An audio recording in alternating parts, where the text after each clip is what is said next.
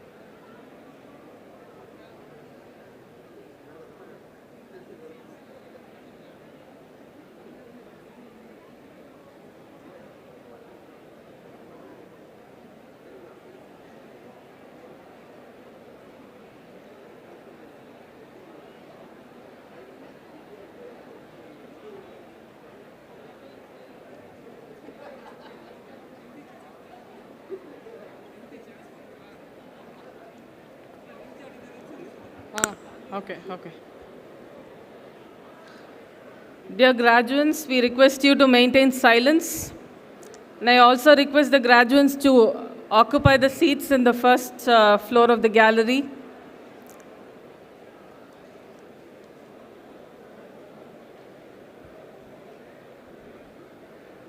I request the seating committee to direct students on my left.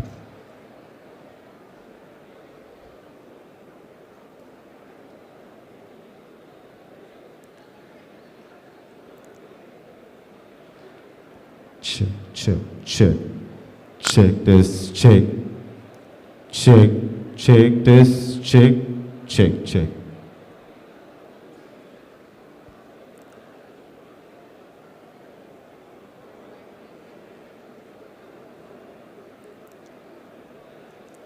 Kindly settle down. I request the graduates to settle down. And please maintain silence. Kindly maintain the decorum of the hall.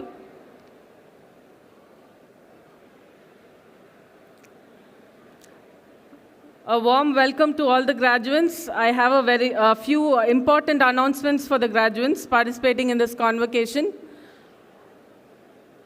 Kindly settle down.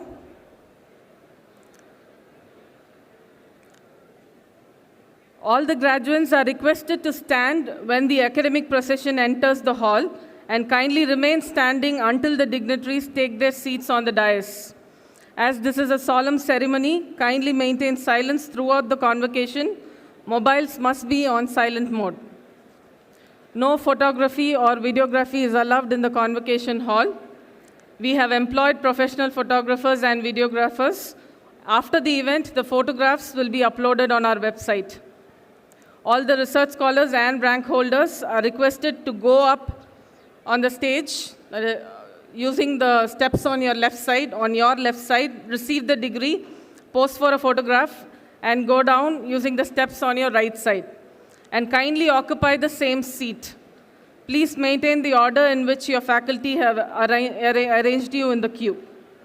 I repeat, all the research scholars and rank holders are requested to come up onto the stage using the steps on your left side, receive the degree, pose for the photograph, and go down using the steps on the right side, and kindly occupy the same seat, and please maintain the order in which your faculty have arranged you in the queue. Following this, the respective school deans will present the graduates. I request the corresponding graduates to stand when your school dean makes the announcement. I hope I am clear. I would like to repeat and emphasize this point. Following the photo session of the rank holders, the respective school deans will present the graduates, and I request the corresponding graduates to stand when your school dean makes the announcement. When the Chancellor reads the pledge, all the graduates must stand and repeat after the Chancellor. All graduates should remain standing when the Chancellor confers the degree, immediately after the pledge. No announcements will be made during the formal part of the convocation, so I request you to kindly take note of all the announcements that are being made now. Thank you.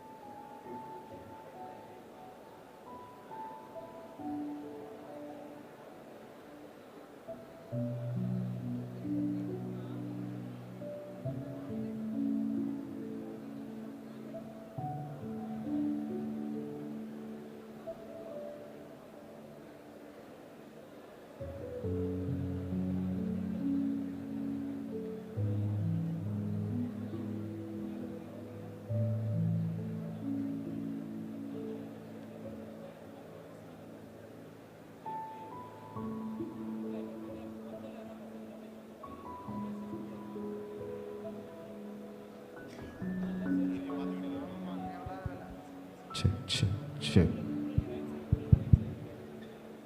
Check, check, check, check, check, check.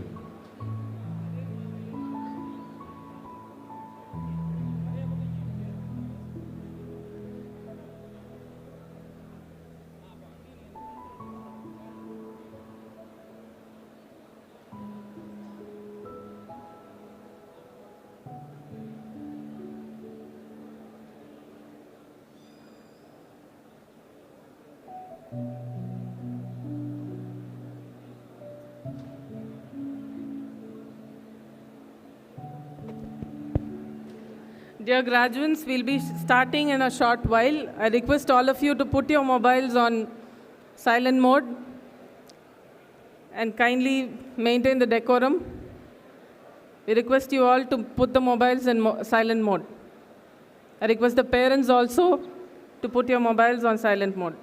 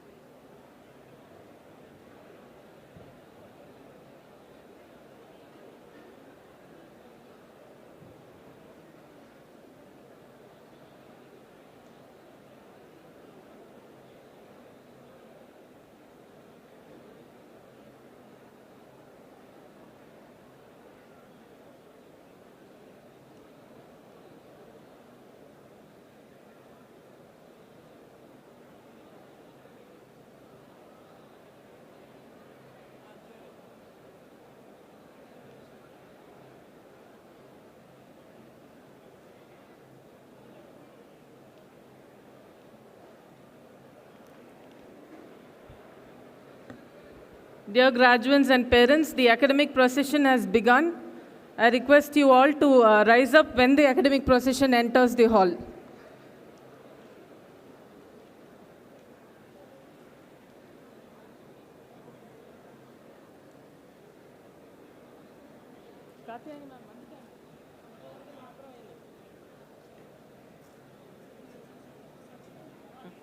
இல்லை வந்துட்டாங்க சரி வச்சிருங்க அங்கே இல்லையா அந்த பொண்ணு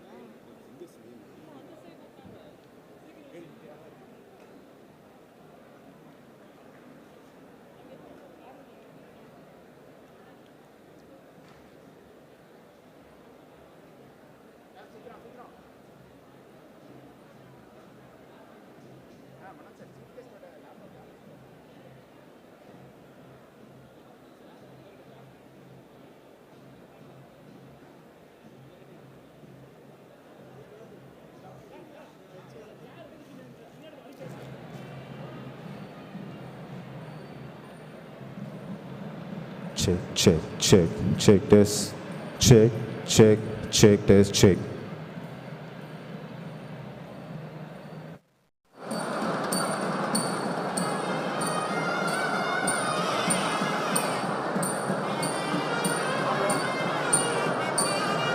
Request you all to stand up.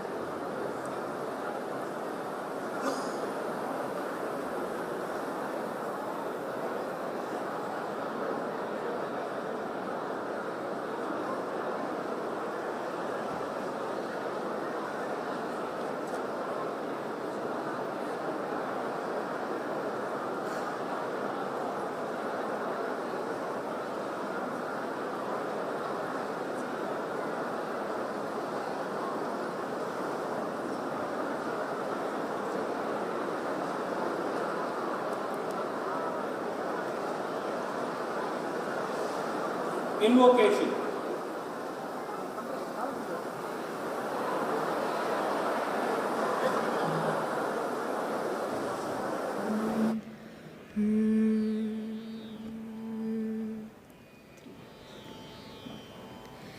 நீராறும் கடலுடுத்த நிலமடந்த கெழிலொழுகும் சீராறும் வதனமென திகழ் பரத கண்டமெது தெக்கனமும் அதிசிறந்த திராவிடனல் திருநாடும் தக்க சிறு பிறை நுதலும் தரித்தனரும் திலகமுமே அத்திலக வாசனை போல் அனைத்துலகும் இன்பமுற எத்திசையும் புகழ் மணக்க இருந்த பெரும் தமிழனங்கே தமிழனங்கே உன் சீரிழமை திறம் வியந்து செயல் மறந்து வாழ்த்ததுமே வாழ்த்ததுமே வாழ்த்ததுமே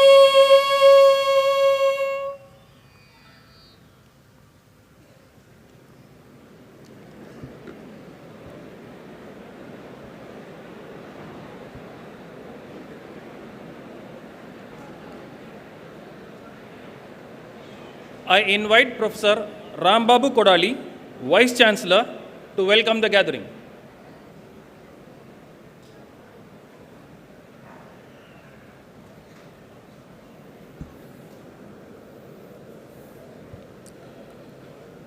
Honorable Chief Guest,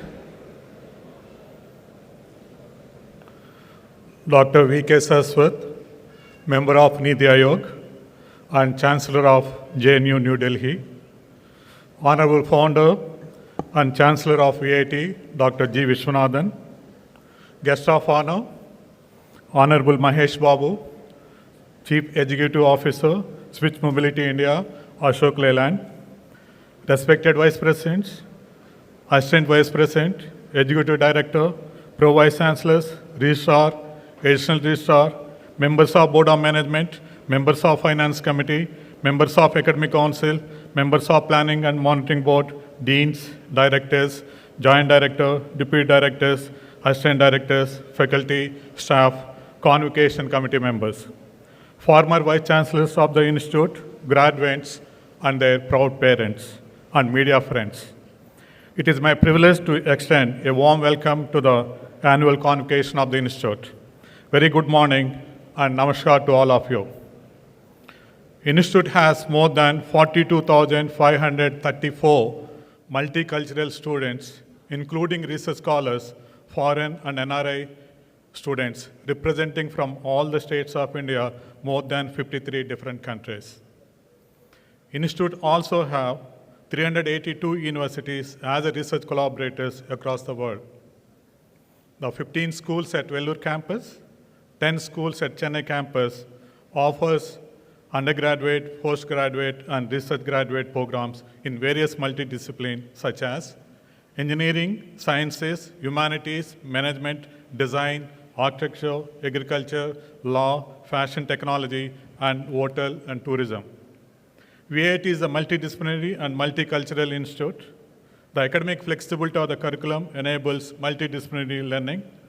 I would like to congratulate all the graduates who will be receiving degrees from the institute today. Today is a proud day for the institute. 1,992 students are being conferred with their degrees.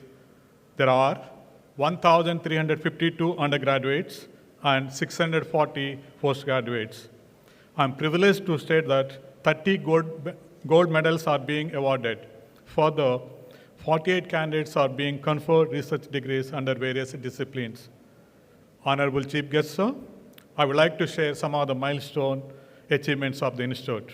Humble beginning as a Vellore Engineering College in 1984, VIT as a deemed to be university status in 2001. Accredited by the NAC with a CGPA of 3.66 and A++ grade in the fourth cycle of accreditation, August 2021. MSc Chemistry program offered by the Department of Chemistry has been accredited by the Royal Society of Chemistry, UK. From the beginning, India NRF rank, VIT is the top 20 under engineering and university categories. India NRF ranking 2022, engineering rank is 12, university rank is 9, overall rank is 18, research institution rank is 10. Shanghai World University rank 2023 is within 601 to 700. VIT is within top 3 institutions of India. QS subject ranks and India rank are Engineering and Technology 346 and India rank is 9. Electrical and Electronics Engineering within 251 to 300, India rank is 8. Chemical Engineering within 301 to 350, India rank is 11. Computer Science and Information Systems within 301 to 350, India rank is 8. Mechanical and Manufacturing Engineering within 301 to 350, India rank is 9. Also, I would like to share that with you that 33 processes of VIT are recognized as the top 2% of the scientists of the world in recent study conducted by the Stanford University, USA. So, during the last 2 years, revise the curriculum of all academic programs based on feedback from all the stakeholders, benchmarking, and NEP 2020. Outcome-based education, academic programs are integrated, modular, flexible, multidisciplinary, choice-based credit system, academic flexibility for interdisciplinary learning, such as specialization, minor, and honors. Life skills are the part of the curriculum. ICT-enabled teaching learning process, equal importance to teaching, learning, and research. Enhancing the experiential learning, skill development, and critical thinking through tutorials, lab experiments, project-based courses, industry projects, and industry internship. Recruitment of qualified faculty members, development of the programs to the faculty and staff, develop very good research facilities and research centers, respect for the diversity and local needs. So, our vision is transforming life through excellence in education and research. Our mission is world-class education, cutting-edge research, impactable people, rewarding co-creations, service to society. So, we welcome you.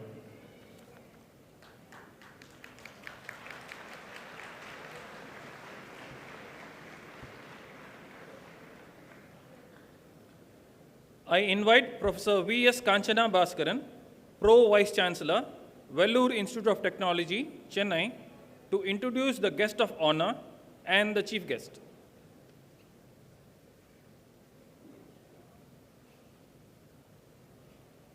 Good morning. Honorable Chancellor, our esteemed chief guest and a guest of honor, dignitaries and graduates. It is my great privilege to introduce the guests. The guest of honor, Mr. Mahesh Babu, is the Chief Executive Officer of Switch India and Chief Operating Officer of Switch Global. With a rich experience of over 25 years, he has been instrumental in setting up Switch Mobility India, the electric vehicle subsidiary of Ashok Leyland, in launching Switch EIV 12, the next generation electric bus platform, and Switch EIV 22, the first electric double-decker bus. He received India's Greatest CEO Award for 2017-18 from Asia One and was featured in LinkedIn Power Profiles for 2018.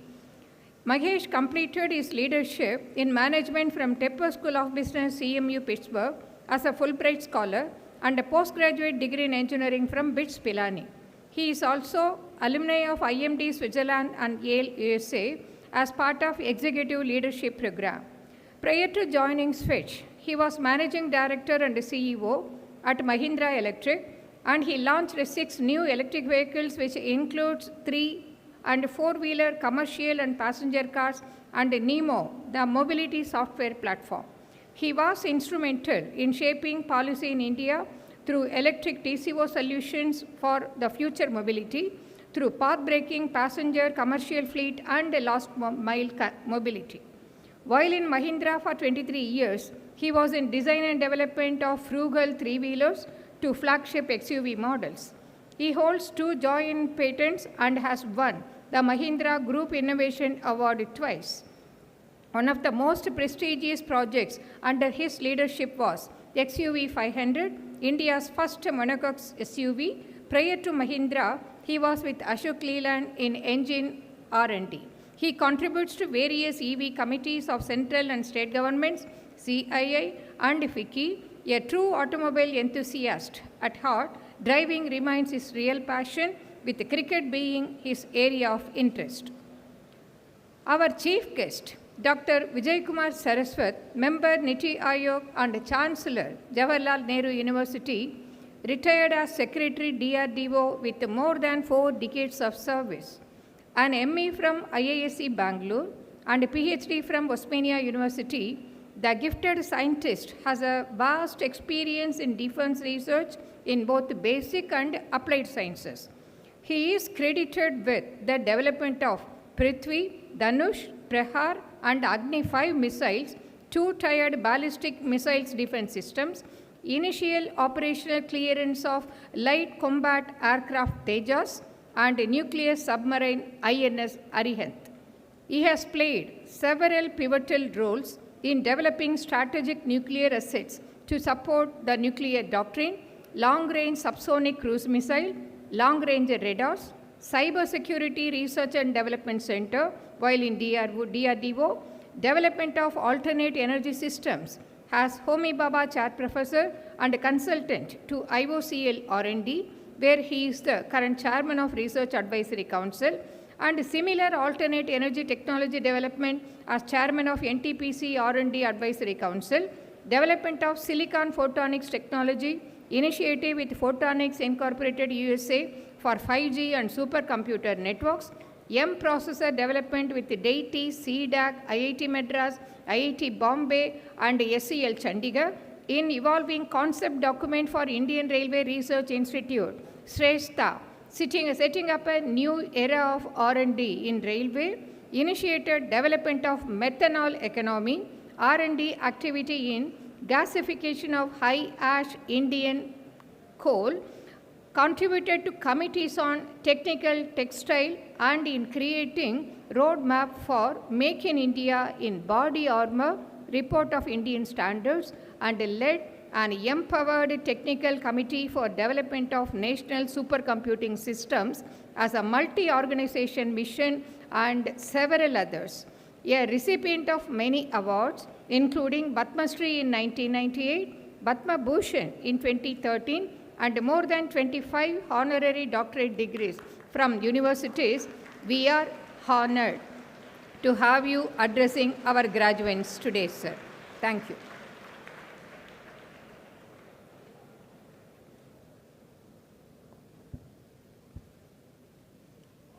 I request the Honorable Chancellor and Vice Presidents to honor the guests.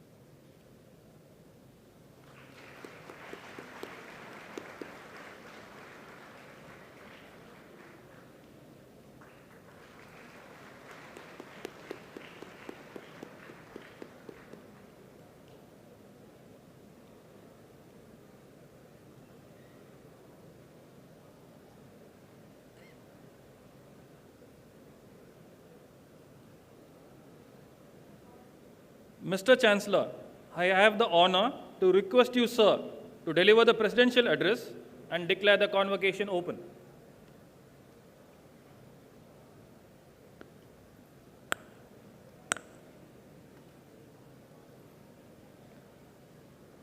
Good morning. Our chief guest of today, Dr.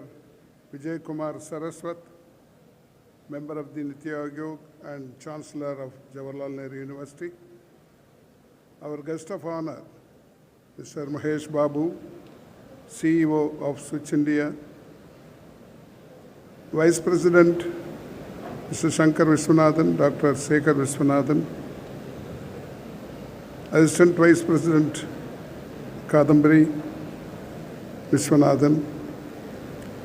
Vice Chancellor, Dr. Babu Kudali, Pro Vice Chancellor, Dr. Kanchana Bhaskaran, Registrar, Additional Registrar, Executive Director, Deans, Directors, Professors, graduates, my dear parents, and members of the various bodies associated with VIT, very good morning to you. I am very happy to meet all of you in the Mahatma Gandhi Auditorium. Probably convocation, we are using it for the first time. I am so happy that all our graduates are getting the degrees today. I wish them all the best in their life. The VIT, as it was pointed out by our Vice Chancellor, is now 38 years old, and it has grown from humble beginnings with 180 students in the year 1984. Now 68,000 students in 4 campuses, Vellore, Chennai, Amaravati and Bhopal. Of course, I strongly believe in the American and Chinese model, where we have to educate more children and also maintain quality. That's where we are trying to improve. And the Shanghai ranking was published on 15th August. I don't know how many of you have gone through that. First time we are in the top 3 of the Indian universities. And I congratulate all our professors, students, and all those who are supporting us. I strongly believe that I have been always telling that India has to lead the world and VIT should lead India. That's where our responsibility lies. And we would like to offer quality education to all our children and ultimately help them to find a good life, settle down in life. As far as higher education is concerned, I'm happy that our chief guest belongs to a place, the NITI Aayog, which is advising the government on all the policy matters. And I have been always requesting the governments, both the union government as well as the state government, to attach more importance to education. Any welfare state has to take care of education and health, and only then the country can become an advanced country. Our Honorable Prime Minister wants India to be a 10 trillion economy. And also the new education policy states that our gross enrollment ratio, GER, which is at 27% now, should reach 50% by 2035. It means that we have to get more children into higher education. At present, out of 14 crore children in the country between the age of 18 and 23, only 27% are there in higher education. This has to change. And what will make it to change? Only the governments, the union government as well as the state governments, has to allocate more funding for education, which is not happening.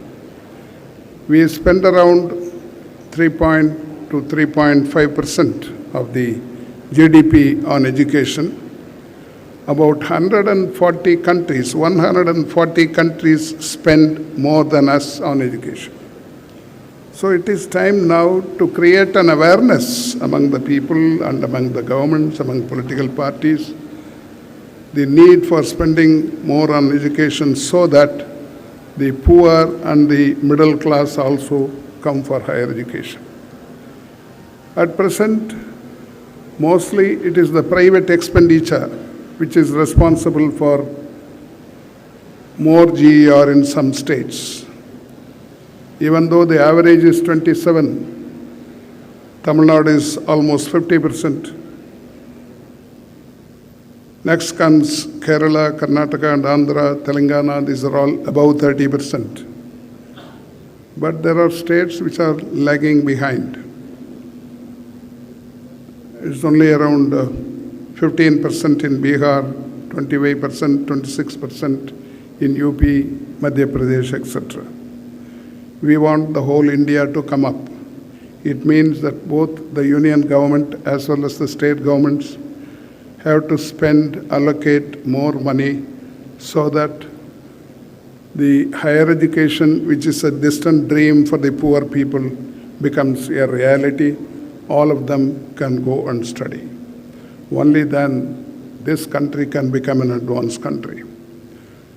The gross enrollment ratio in Australia is 100%. It is 97% in South Korea, 88% in US, more than 70% in Germany, France, etc.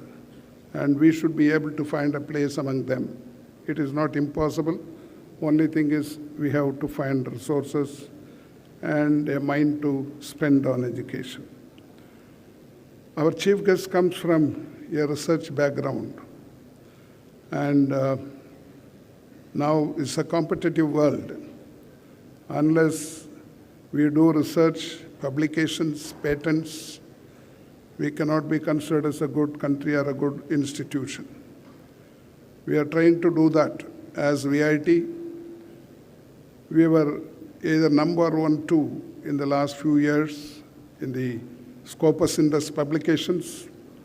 And in the last 3-4 years, we have overtaken all the universities in the country, including IITs and IISc, the total number of publications. I congratulate all our professors and research students for helping us to come to this position.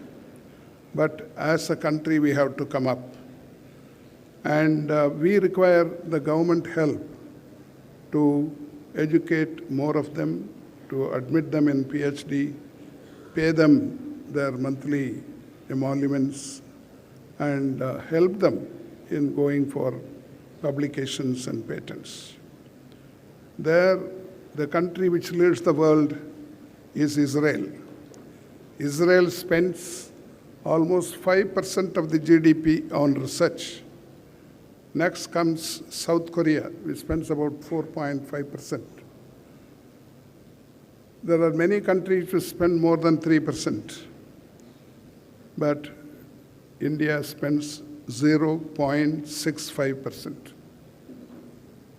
And it is time now that we realize, and especially I am happy that the chief guest belongs to such a cadre. He belongs to the community of scientists who has now been appointed as a member of the NITI Aayog, and also he leads a university. I would request him and the entire body of NITI Aayog to impress upon the governments, both the union government and the state government, to allocate more funding for education, particularly higher education, and also research activities. Only then we will be able to compete in the economic development. We have seen that those countries which concentrated on education have all become advanced countries.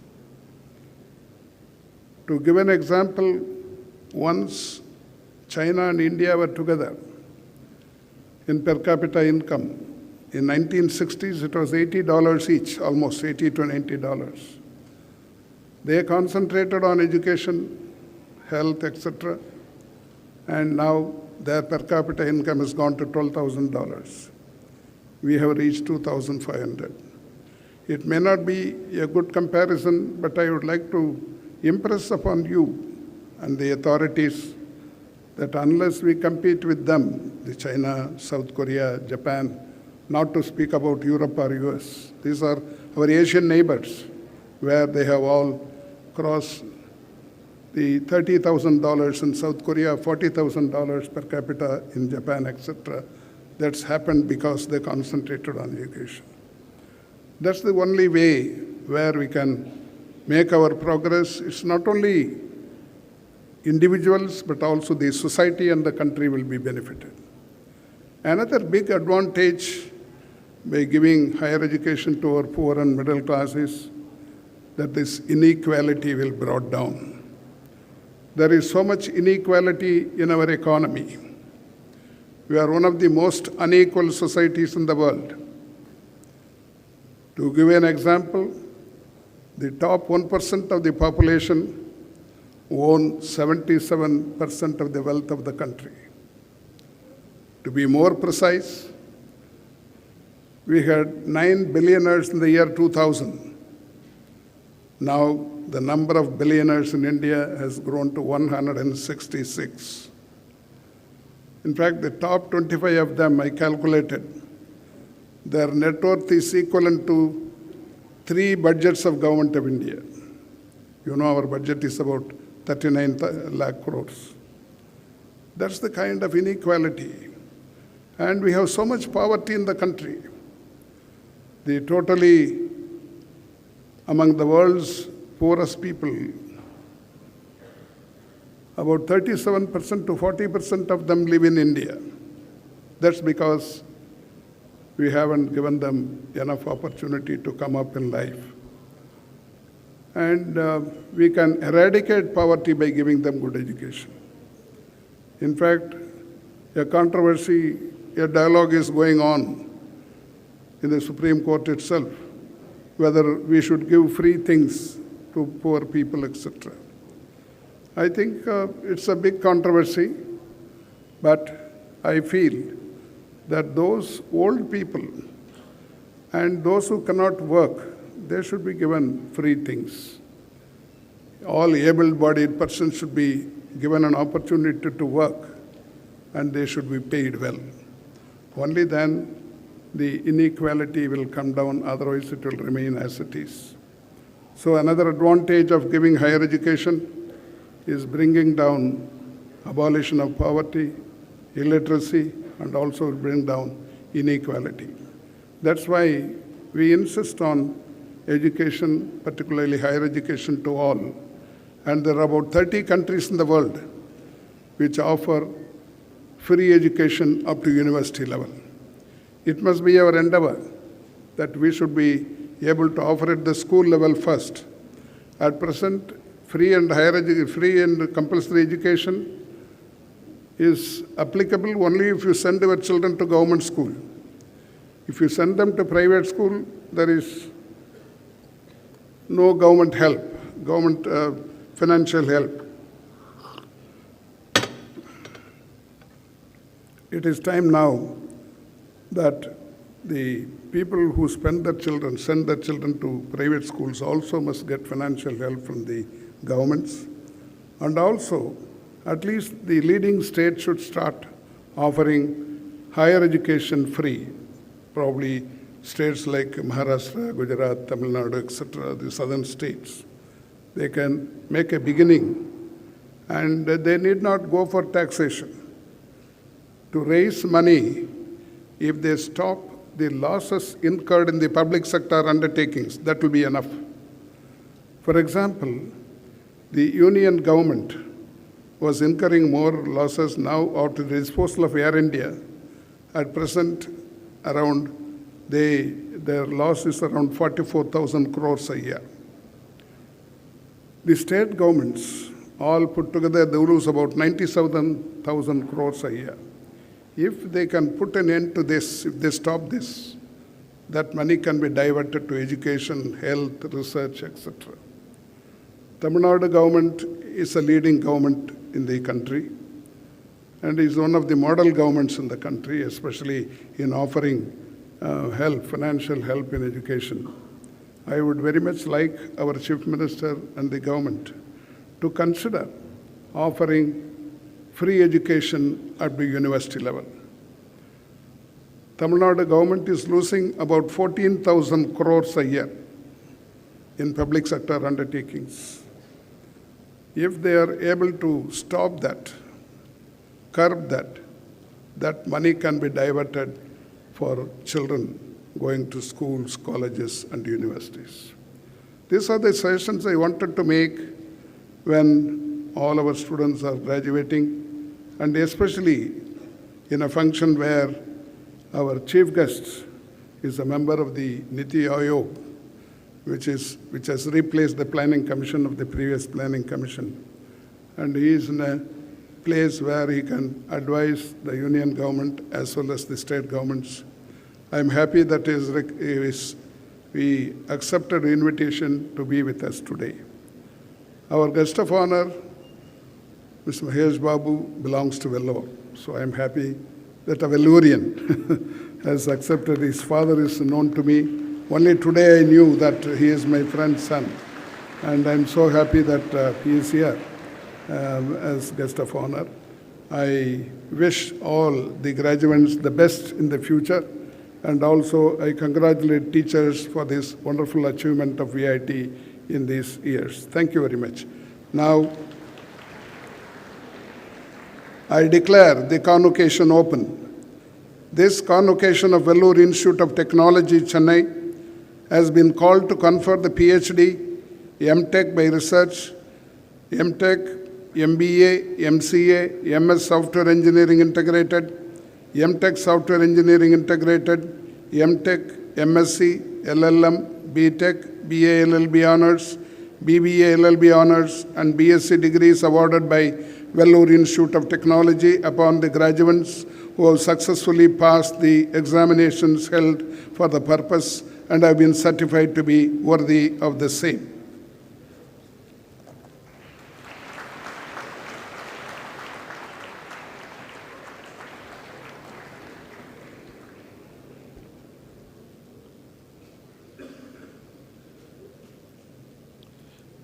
I now invite the guest of honor, Mr. Mahesh Babu, Chief Executive Officer, Switch India, and Chief Operating Officer, Switch Mobility Limited, to deliver his address.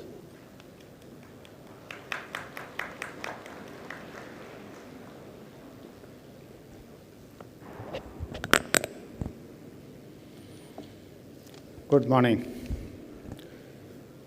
Dr.V.K.Saraswat, Member NITI Aayog, Chancellor, JNU, and the Chief Guest here today. Dr. G. Viswanathan, Founder and Chancellor, VIT, Vice Presidents, Vice Chancellors, and the dignitaries on the dais, parents, and my dear students, and others who are seated here.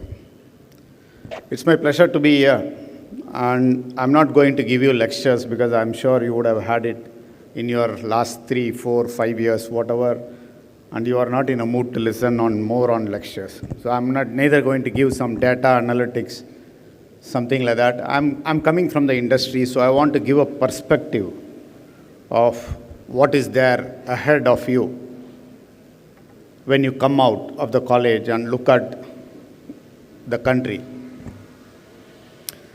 To set the context, I'll say you are very lucky to be at this time, at this place in the country. Why I am saying this? In the next decade, India is going to be the fastest growing economy in the world. It's going to grow by 11%, and by 2031, we are aspiring to be the second largest GDP.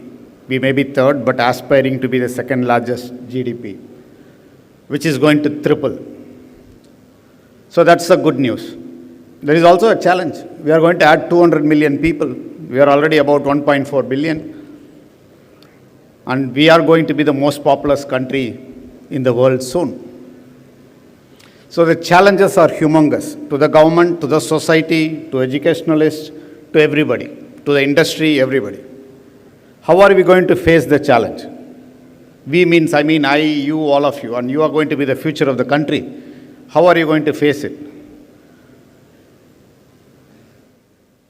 The best thing to say how the future would be to create it, right?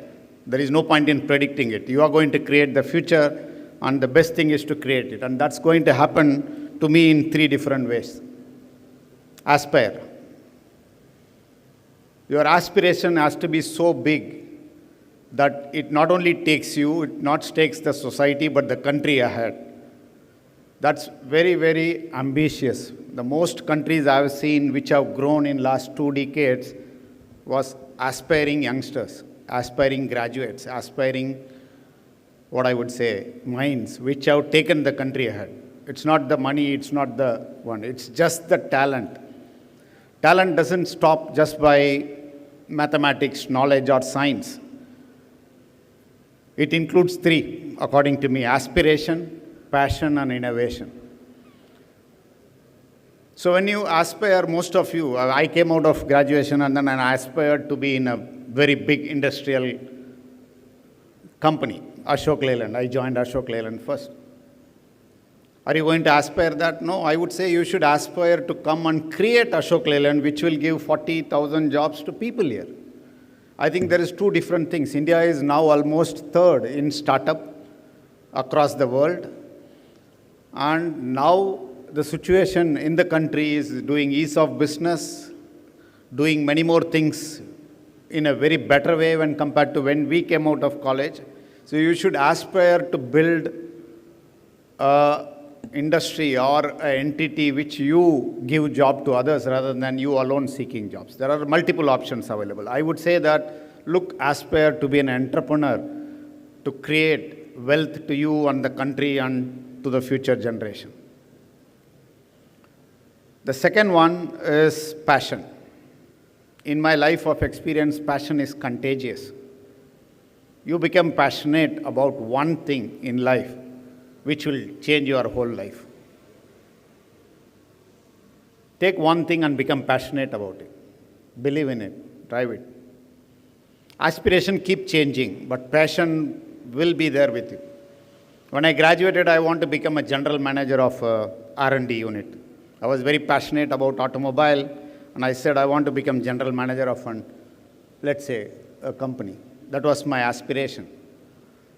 But it keeps changing. When you become general manager, then that's not the end of the life, right? You want to move something, you want to do something better.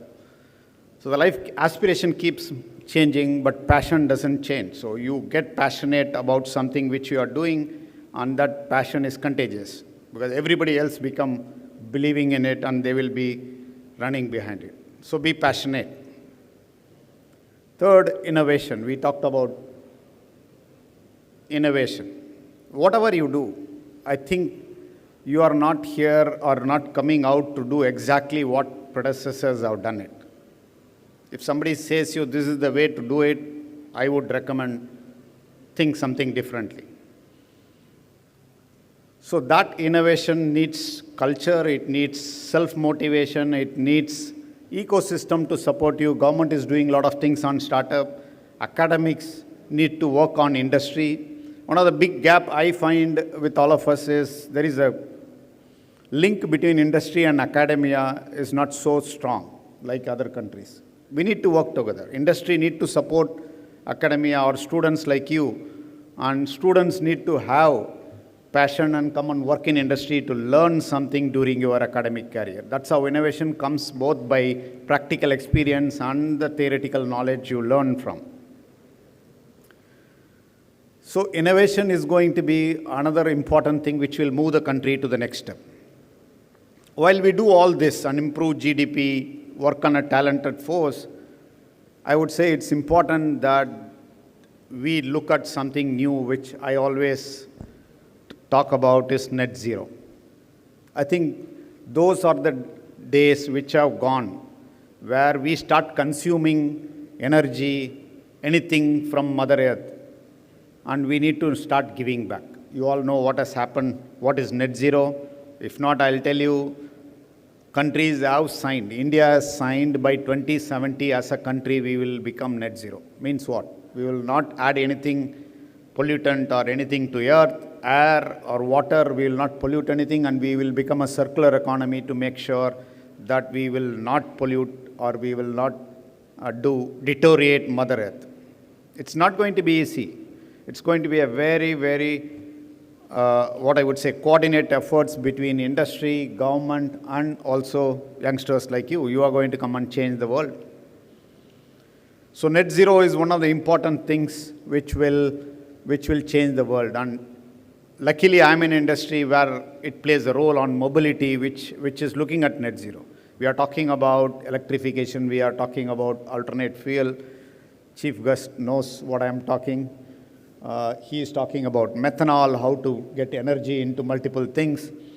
I talk about net zero. I talk about electrification. But the thing is, I'll tell you, simple thing. We have done electrification of few vehicles till now. It's a long way to go. Just to tell you, we have run about 10 million kilometers of electrification. And if you look at it, it's like planting 4 million trees. So in Mumbai, we launched the double-decker. We are going to run about 200 electric double-deckers. What's going to do? It's like planting 46,000 trees every year in Mumbai. It's completely changing the whole landscape of it. Now, imagine about what's happened if complete electrification happens on your all mobility, what we are doing. And the next one is when the complete what I would say, power generation gets into sustainability. Today, India is about 25 to 30% renewable energy, but there is a very high chance, you know, that India is leading Solar Alliance, and we are the chairman of the Solar Alliance, and Prime Minister himself is driving the sustainable initiative of generation, and that's going to change everything. So, while we say India is yet to grow, our education levels, innovation levels, electrification levels, mobility levels are low. I only leave it on the other side of the coin that leaves you an opportunity to come and create something which is different, which is innovative, which can be done passionate, and it's going to be aspirational to the country. So I don't want to take much of your time, and thanks for giving me an opportunity. I would say to the Chancellor, as he said, I have come here because I felt a connect with Vellore. I born and brought up in Vellore. I have seen VIT's first stone from 1984 because I completed my schooling in 86 from Krishnasam Mudaliar. Some of my seniors are here as vice presidents. So it's a connect. I can see how society can change, how city can change.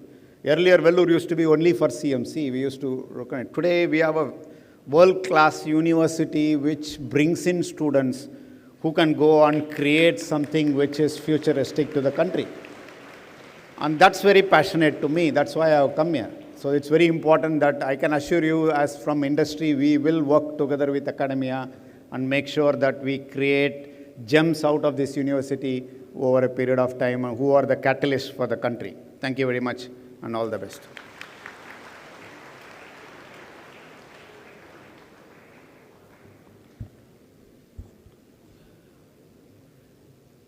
I now invite the Chief Guest, Dr. Saraswat, Member, NITI Aayog, Chancellor, Jawaharlal Nehru University, to deliver the Convocation Address.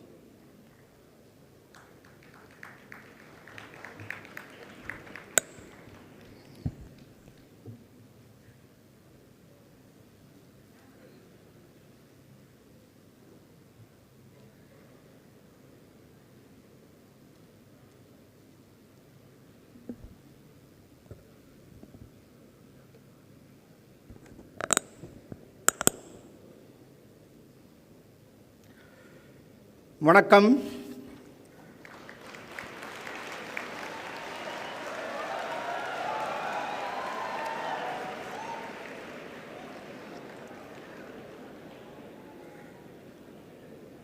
Very good morning. Honorable Chancellor Dr. Viswanathan, Honorable Guest of Honor Shri Mahesh Babu, Vice Presidents Mr.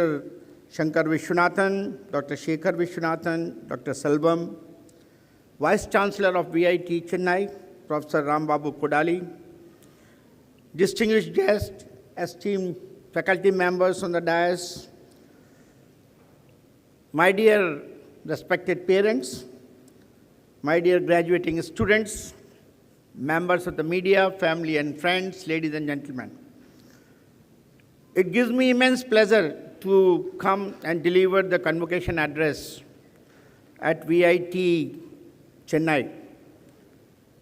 As Mr. Mahesh Babu was telling, I have also seen this institution growing from strength to strength under the leadership of Dr. Viswanathan, a visionary who has really did a great service for the education in the country. At the onset, I'd like to congratulate all the students who are graduating today, the class of 2022, for achieving the major goal in their life. Today, you join a large and prominent group of global alumni of one of India's most distinguished universities, an institution that is known around the world as leader in science and technology. VIT is one of the top-ranking deemed universities in India. You also heard about the rankings which the Vice Chancellor mentioned. I would like to just mention that the institute is the 9th best university, the 10th best research institution, and the 12th best engineering institution in India as per the NIRF ranking of 2022. The institute, as most of us know, has been offering a wide range of undergraduate, postgraduate, doctoral courses in science and engineering, management, law, etc. Thereby, it opens new gateways and lays the road for new possibilities, new opportunities, ultimately leading to the growth and development of the individual as well as the nation at large. Friends, Convocation is a landmark event in the lives of students and also for faculty who put their best in educating all of us and imparting knowledge which helps you to acquire your goal in your life. I take this opportunity to convey my heartiest congratulations to all the bright students who have successfully completed their program of study through hard work, dedication, and discipline. This is a proud moment for all of you as much as it is for your teachers, guides, faculty members, and parents. I hope that you will use this knowledge and training to create a bright future for yourself and also contribute constructively in nation building. The nation needs dedicated young men and women in varied capacities. I have spent my entire life, right from my education days until today, in working in the field of science and technology. So obviously, my address today is going to be how S&T can be used to transform India from a developing nation into a developed nation. And the present youth, the students, the men and women present today here, have a major role to play. But for that, we should understand how our country has shaped itself post-independence. We are celebrating 25 years of our independence. Azadi Ka Amrit Mahotsav, as our Honorable Prime Minister has announced. During these 75 years, there has been tremendous growth under the leadership of many visionaries who have gone on the road of development. Independent India's ties with S&T began with Jawaharlal Nehru's vision of social transformation through public investment in this sector. Our country has produced great visionaries and leaders who shaped the destiny of this nation post-independence. The vision of our Honorable Prime Minister Pandit Jawaharlal Nehru gave birth to modern India through S&T. He strongly believed that it is only S&T that can bring prosperity in our country and alleviate hunger and poverty. Shri Homi Bhabha, who pioneered the nuclear energy program and created world-class institutions like TIFR, BARC, IGCAR, alongside Dr. Vikram Sarabhai, who laid the foundation for space research and created ISRO, which has today blossomed into a competitive world-class organization, which has been responsible for launching large number of satellites, journey to Moon and Mars, and the latest one where they have launched hundreds of satellites in one launch in different orbits. Dr. M.S. Swaminathan, the father of Green Revolution, gave self-sufficiency in food production and provided food security to an ever-increasing population. Dr. Kurian, the vanguard of White Revolution, enabled India to be reckoned as the largest producer of milk and dairy products. Dr. Kalam, the proponent of a developed India and my guru, provided strategic security to our country by developing and producing number of missiles. And all this he did despite missile technology control regimes. India has achieved several milestones during the country's scientific journey by tracking the remarkable progress made in a wide spectrum of disciplines from space research, missile technology, to computing and oceanography. I would like to share with you India at 75, how science helped India solve these 10 problems. In 1947, when India got independence, there were only a few scientific institutes like the Indian Institute of Science and the Center for Scientific and Industrial Research and 17 universities. The new country had many problems. Some of the top solutions that Indian scientists found for specific Indian problems and challenges often where even the Western scientists gave up. First among them was implementation of democracy in this country. For that, the indelible ink what you use in the election, was done by the CSIR. Staving of hunger, Green Revolution started in 60s under the scientific leadership of Swaminathan, and further CSIR developed Swaraj, low-cost tractors. Atomic energy, generating electricity, nuclear defense to developing nuclear medicine, treatment. There's a lot that Indian nuclear scientists, following the trailblazer set by Homi Bhabha, have achieved. Saving children, Operation Flood was launched, and it went a long way in adding value to the milk collection through cooperatives. Defending the borders, anti-tank guided missiles, controlled aerial delivery systems, Pinaka extended range rockets, multiple launch rockets, supersonic missiles, supersonic torpedoes, advanced chaff technology. DRDO has been magnificent in developing advanced warhead technologies, missiles of different types, radars, light combat aircraft, BrahMos, nuclear submarine, battle, MBT Arjun, artillery guns, electronic warfare systems, and whatnot. Off to space, India needed to harness space technology for its MyRide development needs, and this outlook crafted by Vikram Sarabhai remains central to India's space mission. Left isolated after its nuclear test, India developed much of its space technology by itself. Its workhorse, the PSLV, put a probe into the distant Martian orbit. India continues to be a leader in frugal space technology and is a go-to country for launching small satellites now. We are the pharmacy of the world. India needed cheap drugs to save its people. The chemical industry and the pharma sectors got working, and the focus was on generic drugs. Today, India has reached a stage where it exports generic drugs to the whole world, including developed countries like USA. The speed with which India developed the low-cost rapid antigen COVID test and COVID vaccine was a game changer in the battle against COVID-19. We are the vaccinator of the world. There was a development need in a country where preventable illness were very high, leaving children dead or debilitated. The pharma sector has surpassed itself, and now over 60% children across the world are vaccinated with made in India vaccine. Covaxin is the latest example of an indigenously developed vaccine which is saving lives. More to hide. When India became independent, it had no leather industry. All it produced was raw hide and skin, almost all of which was exported to the UK. Scientists have worked diligently, and today, especially the laboratory in the city of Tamil Nadu, in Chennai, our CLRI, which has been responsible for indigenous technology for processing leather and scaling up production on the value chain. Today, the leather industry in India employs almost about 45 lakhs people and rakes in $6 billion in exports annually.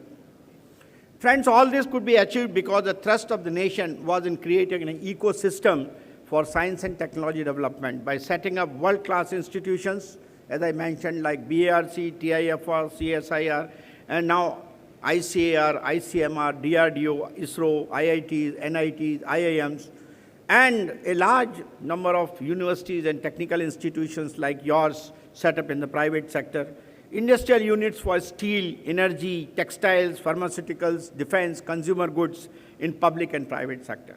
All this has brought India into the league of developing nations with its GDP growing every year around 6 to 7%, except for the year 2020. World is looking at us with hope and willing to invest through foreign direct investment in different programs. This is a wondrous opportunity with 450 million young dynamic people like you surging with energy to transform India into a developed nation. As India begins its journey towards its centenary, let us discuss what are the challenges we are going to face in the next 25 years. One of them is transforming healthcare. As our Hon'ble Chancellor mentioned, we need to digitize healthcare. We need to sync healthcare services with automation. We need to develop low-cost biomedical instrumentation like robotic arms for surgeries to reduce cost of providing healthcare. We have to align with Industry 4.0. I think many of your teachers must have taught you in your curriculum what is happening in Industry 4.0. The new industrial revolution is on the way. India has to align its industries to new technologies like automated manufacturing, advanced robotics, machine-to-machine communication, artificial intelligence, and so on. Urban mobility, our guest of honor mentioned about mobility. This is one area which is really emerging as one of the game changer. Indian science has to come up with solutions for affordable mass urban mobility that eases commuting, reduces pollution and traffic congestions. Climate change mitigation, With climate change events occurring rapidly and having disastrous impacts, scientists have to focus on mitigation and management of these events. We have to go back to villages, as Honorable Chancellor mentioned.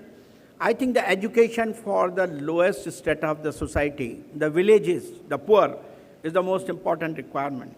So we need technological solutions to improve rural life and livelihood so that the urban migration can be slowed, if not reversed.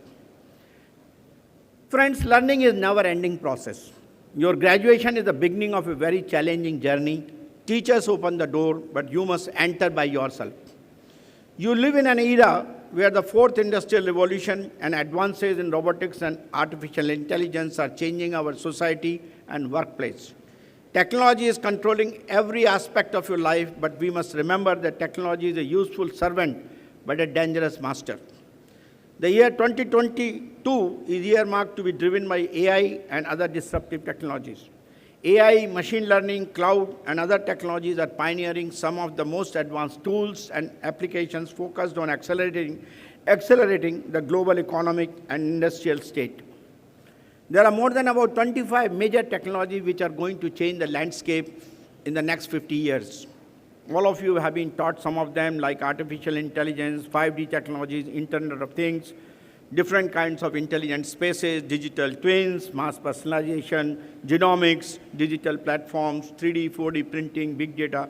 There are many of them. I don't want to read all of them. Friends, as these disruptive technologies will pave the way for a glorious future, it is important to note that some key insights in these technologies is a must. AI is a tribute to the human intellectual power. The power to think enabled humans to make tools and technologies. Today, these tools and technologies have also acquired the power to learn and think.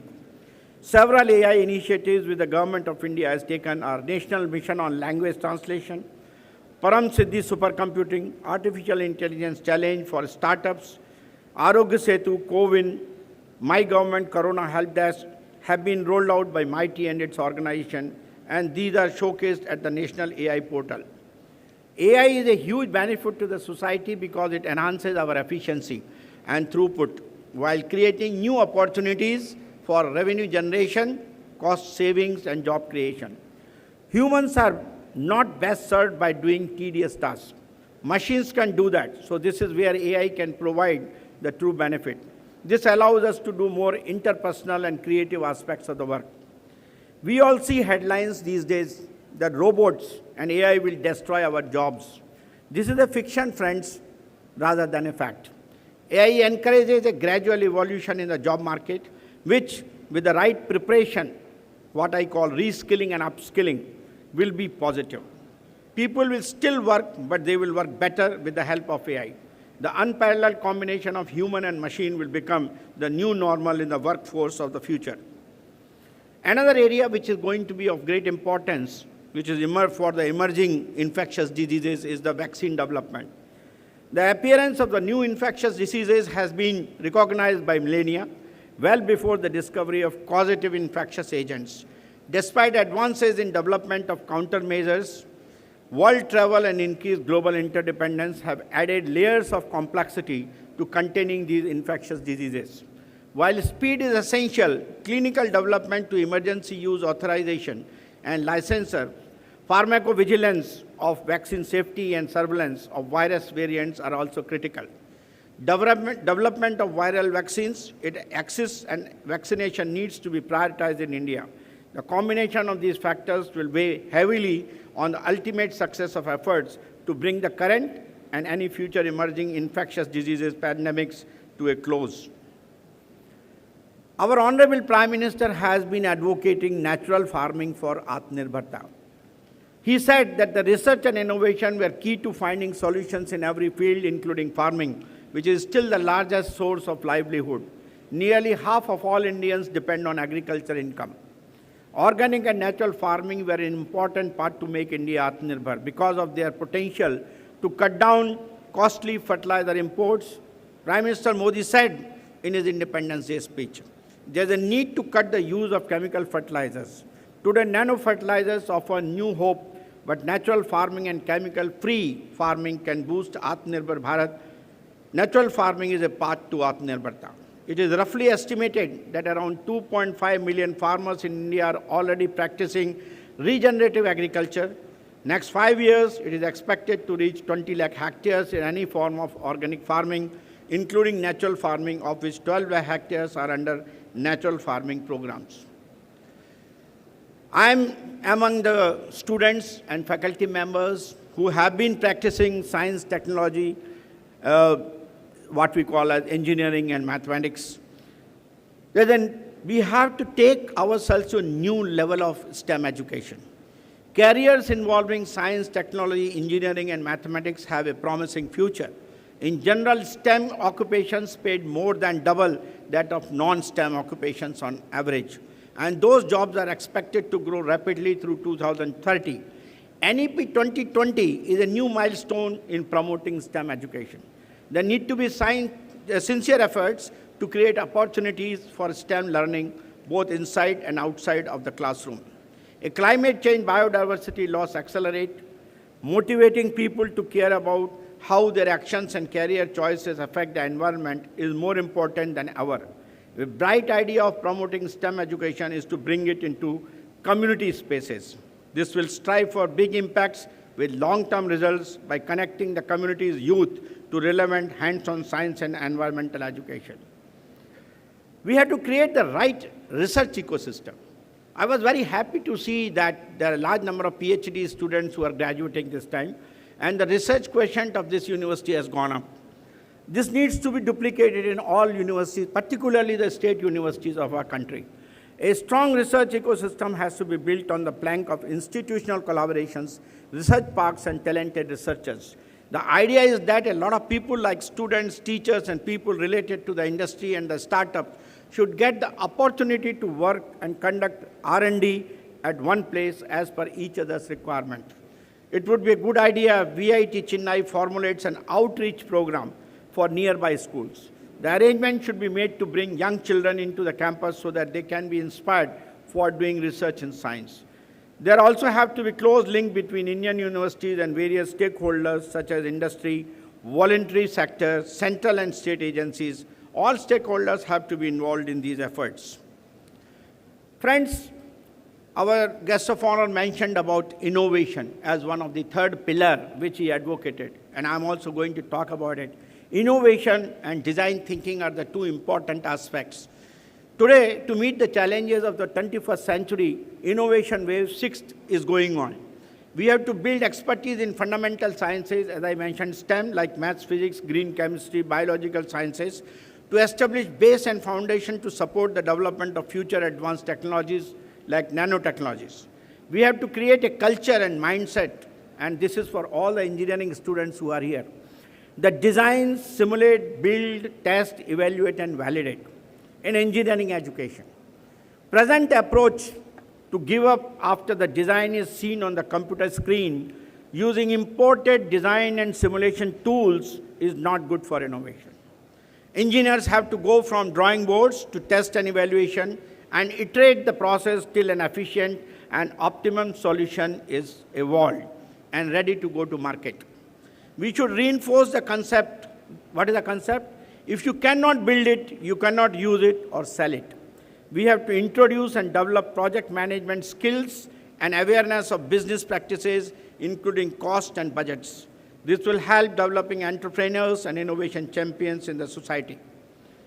The philosophy of the young people of the nation must comprise design thinking and innovation.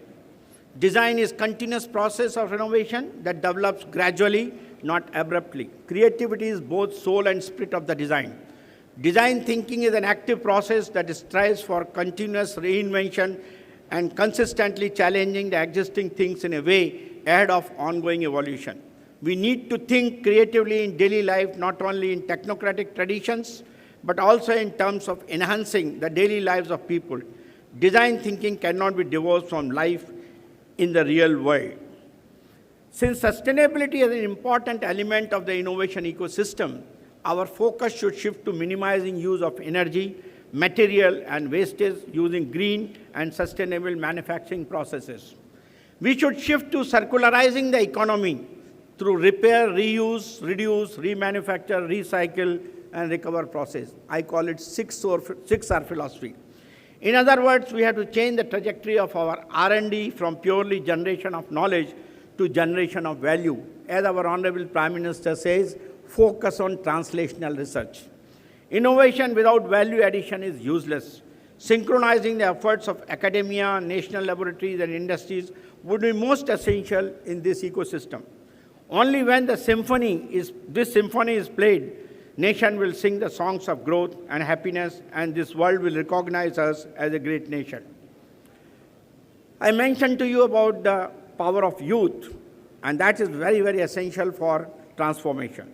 With 356 million 10 to 24-year-old, India is having the highest population of youth in the world, and this is going to grow further. This is India's demographic dividend. India can become the human resource capital of the world. As our Honorable Prime Minister Modi ji says, the government is trying to make a new India with the dream and participation of its youth. The potential of this huge brigade can be realized if every segment contributes in his or her capacity to the fullest. Youth as responsible Indian citizens should be seen as a civil servant, manager, academician, sports person, entrepreneurs, and last but the least is the politician. Youth has to emerge as transformation leader in India's journey to become a developed nation. As the youth of our country, you are the inheritors of glorious civilization and future stewards of our nation. Each one of you have to play an important role in our progress. If the targets of eradication of poverty, health for all, education for all, power for all, and higher living standards for all are to be achieved, it is our youth who must rise to the challenge. Strive hard not only to achieve your goals, but also to make this country better from all aspects. Today, the kind of confidence I see in you people, the kind of enthusiasm that I see on your faces, that is assuring me that we have been moving in the right direction. Dear young friends, now it is time for all of you to work to fulfill our dreams. I am confident that the students who have earned their degrees today will take part in nation building of this great country in a meaningful way. I offer my congratulations to the proud parents who also have a daily significant role in the success of their children. With these words,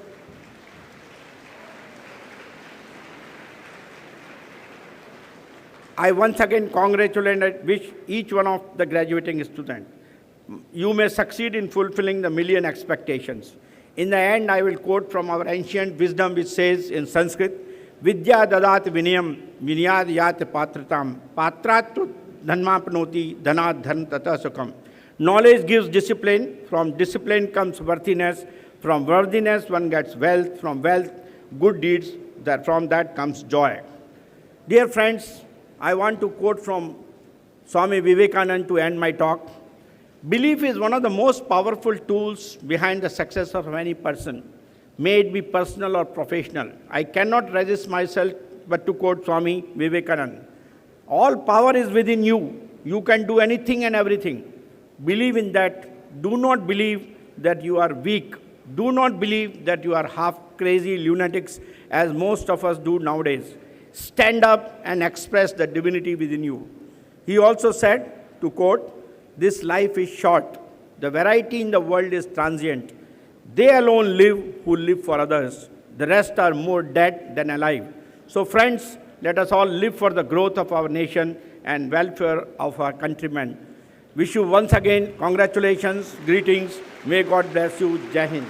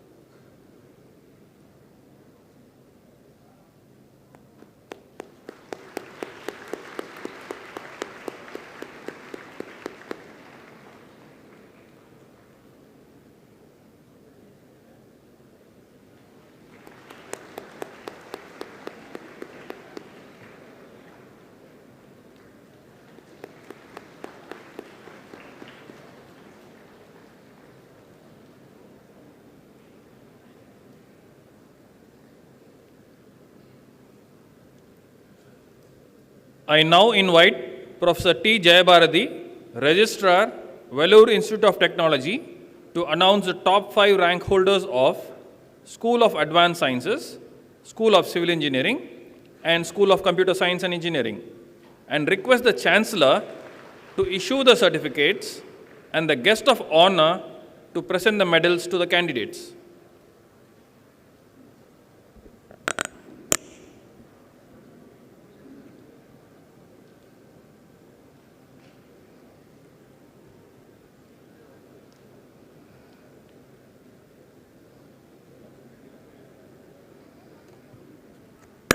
The first rank in MSc Chemistry goes to Subiksha.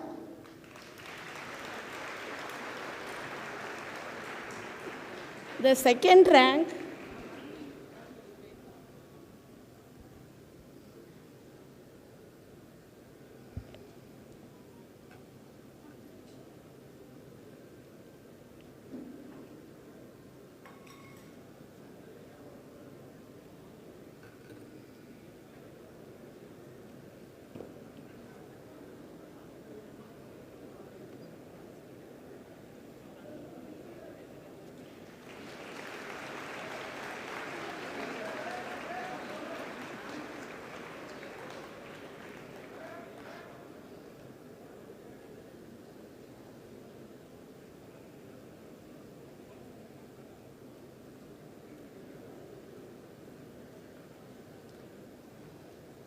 The second rank goes to Anindya Bora.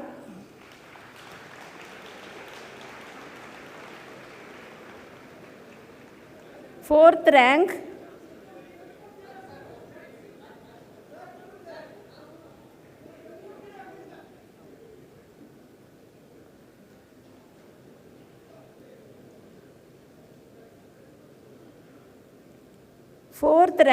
goes to Alina Raju.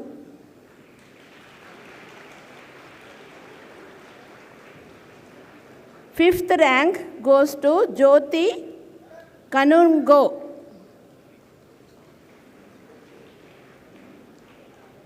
The first rank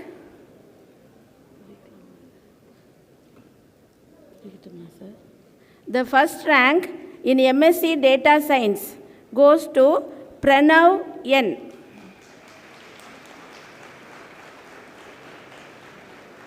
The second rank goes to Revati.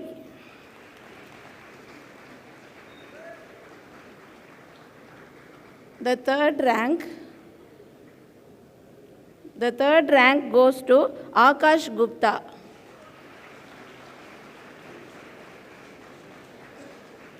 Fourth rank goes to Surabhi S.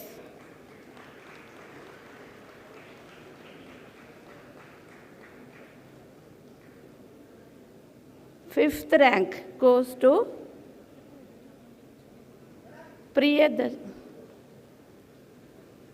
Priyadarshini.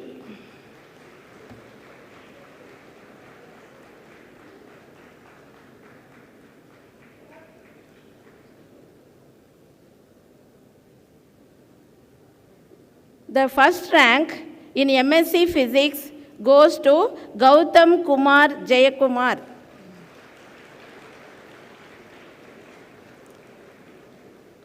The second rank goes to Poonam Subudhi.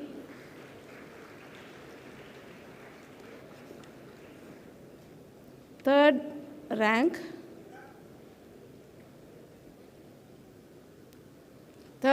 goes to Mahalakshmi.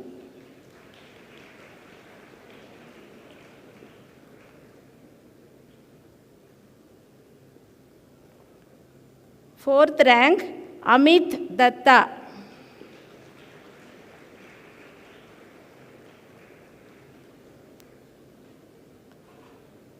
Fifth rank Adi Lakshmi.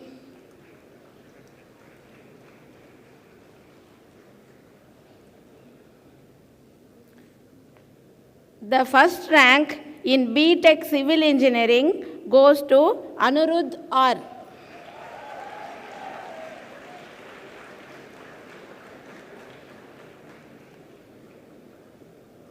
The second rank goes to Samyak Singh. Third rank goes to Saurav Kumar.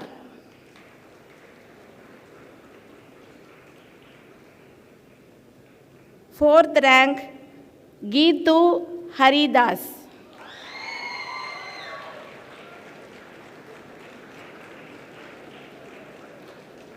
The first rank in M.Tech Structural Engineering goes to Sakti T.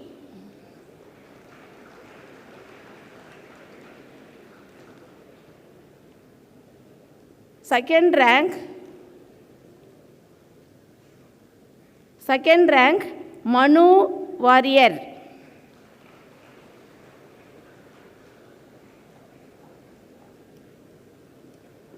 Third rank, Soumya.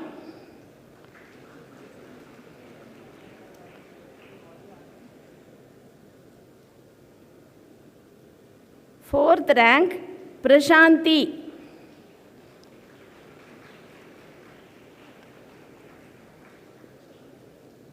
Fifth rank, Ashwin K.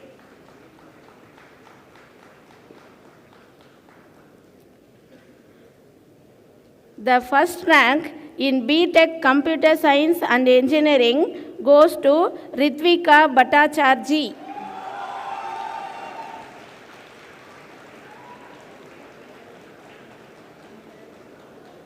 Second rank, Shruti Verma.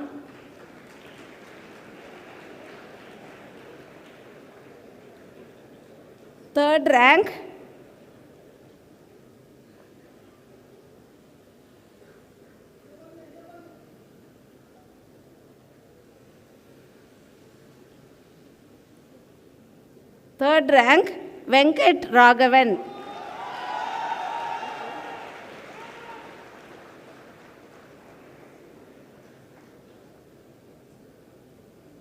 Fourth rank, Siddharth Singha Roy.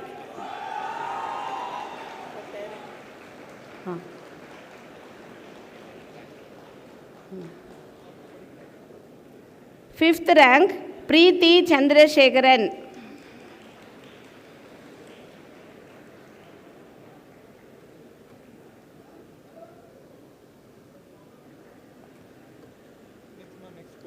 The first rank in M.Tech Computer Science and Engineering goes to Swati Sri Har.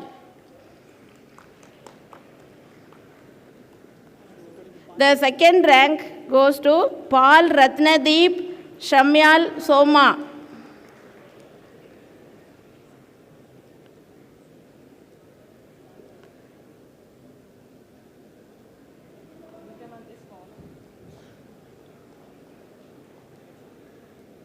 Third rank, Joshi Megha Dharmesh Boy.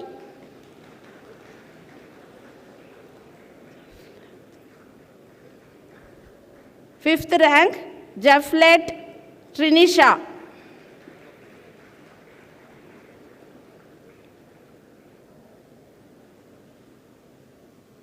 The first rank in M.Tech CSE with specialization in artificial intelligence and machine learning goes to Vignesh Balaji.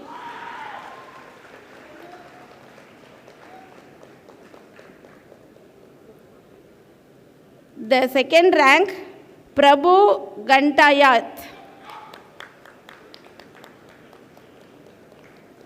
Third rank, Patan Hafrid Hamad.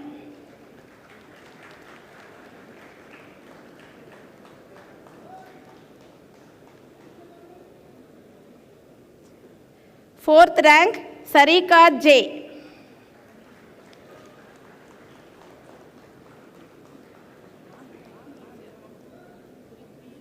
Fourth rank, again, Sandhya S.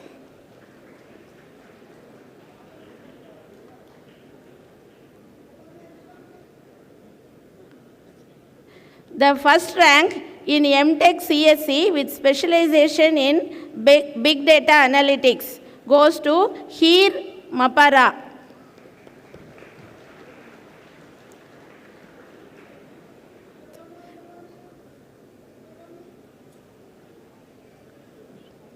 The second rank, Bhargav with Dornadalu.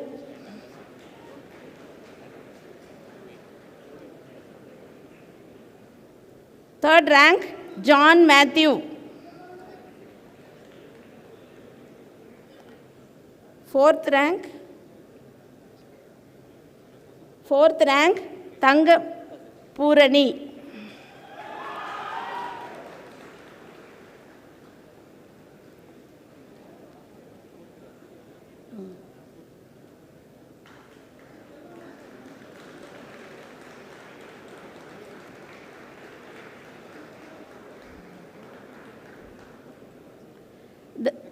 The first rank in MTech CSE with specialization in cyber physical systems goes to Manju Prasad M.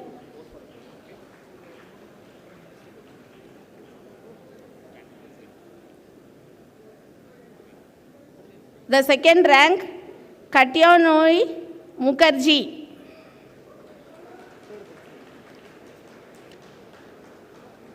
Third rank, Roshan NT.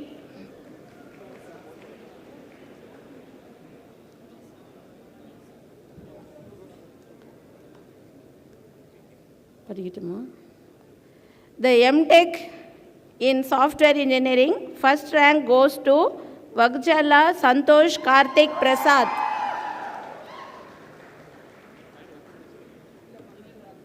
Second rank, Velampalli Mehana.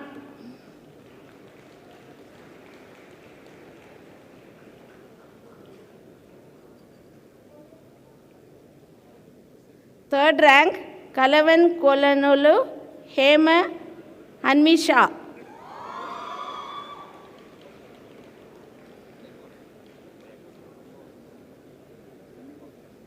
Fifth rank, S. Divya.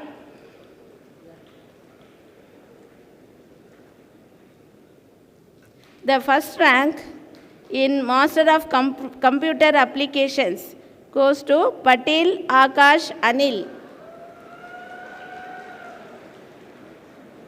First rank is shared by two students. First rank again goes to Yashwin N.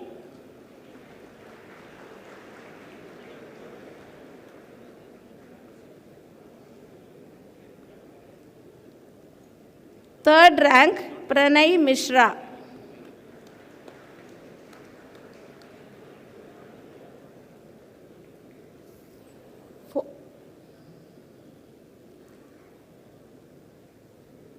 Fourth rank, Radha N. Fifth rank, Jishnu Raj.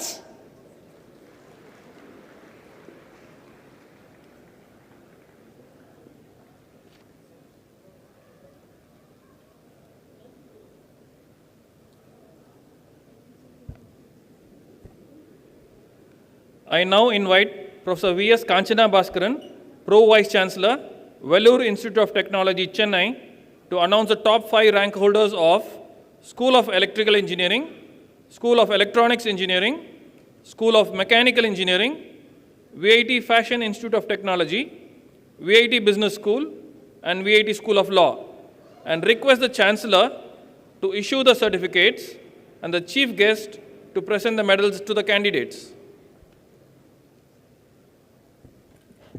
School of Electrical Engineering, B.Tech Electrical and Electronics Engineering, Nivedita R. receives the first rank and gold medal.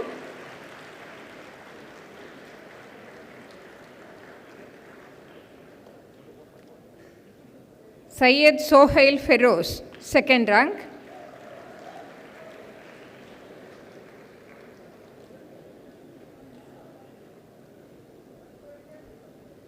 Anjana Prasad Nair, third rank.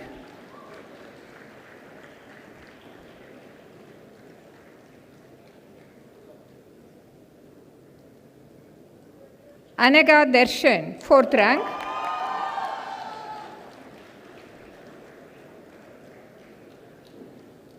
And Madhusri Basak, fifth rank.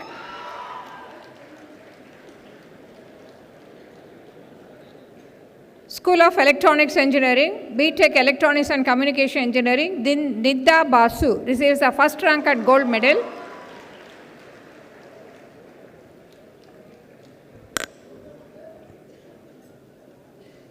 Aditya P, second rank.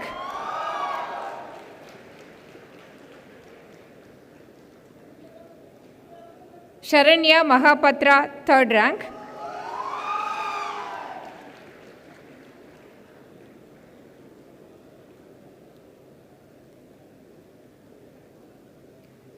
Hemant Pamnani also receives the third rank. And Arjun Patla, fifth rank.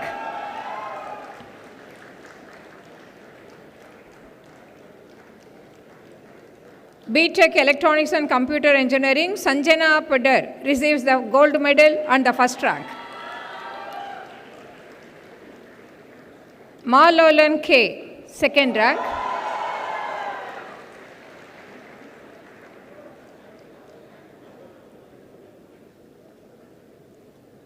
Nikita Rath, third rank.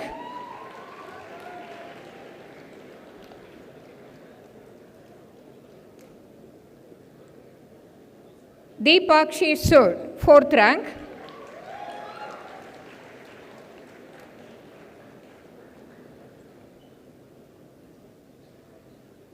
And Kush Khanna also receives the fourth rank.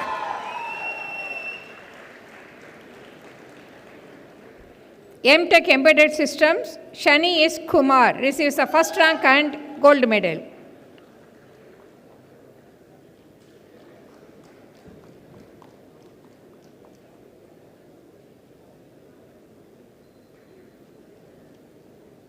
Harish N, second rank.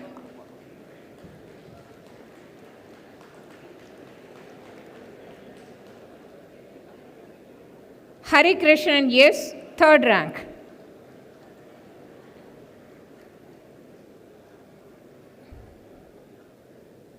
Patil Dejal Rajendra, fourth rank.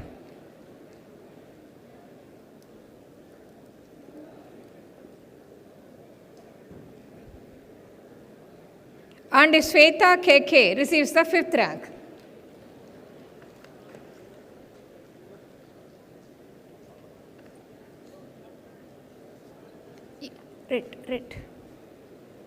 Red. Shweta KK receives the fifth rank. M.Tech VLSI Design. Renju Raju C receives the first rank and gold medal. Hari Lavanya BG, second rank.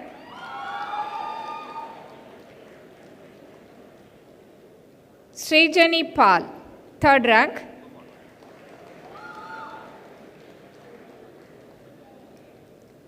Sanskriti Singh, fourth rank.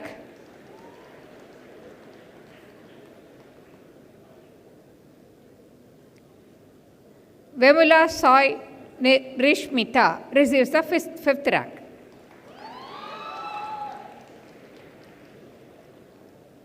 School of Mechanical Engineering, B.Tech Mechanical Engineering, Dakshain Balaji B receives the first rank and gold medal.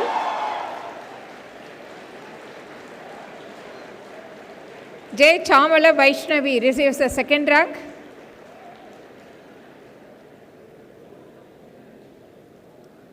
Bharat Sharma receives the third rank.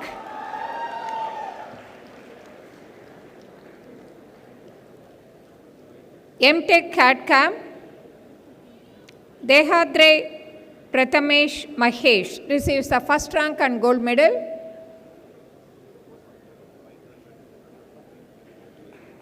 Kevin Joseph J, third rank.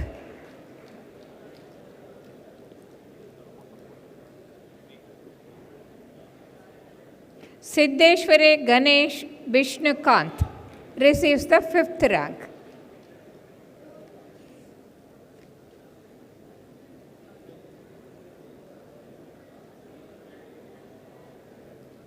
M.Tech Mechatronics, Pranav Kumar S receives the first rank and gold medal.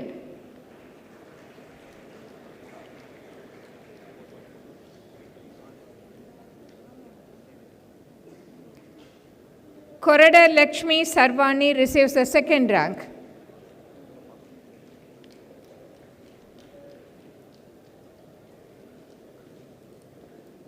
Krishna Hariharan KM, fourth rank.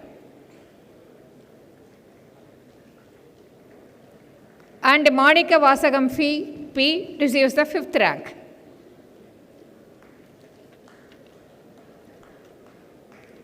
BTech Fashion Technology from School of Fashion Institute of Technology, Shweta P receives the first rank and gold medal. K. Lavanya Nair.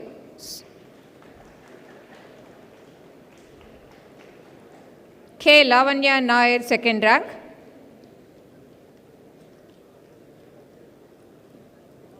And Tushar Kanti, third rank.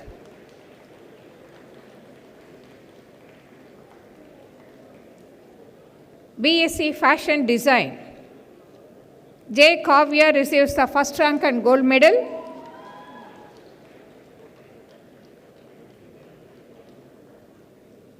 Rachana Srinivasan is second rank.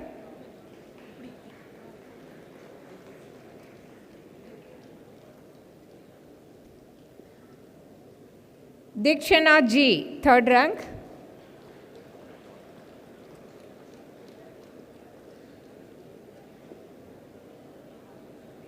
Shivani N, fourth rank.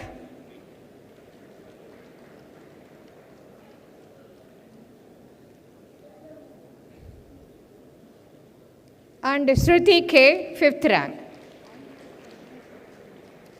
VIT Business School, Master of Business Administration, Sri Varshini BR receives the first rank and gold medal. Ratika G, second rank.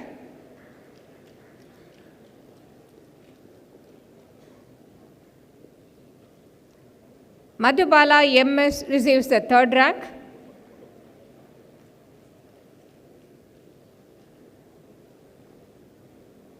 Anantakumar KR receives the third rank also. Ananya M, fifth rank.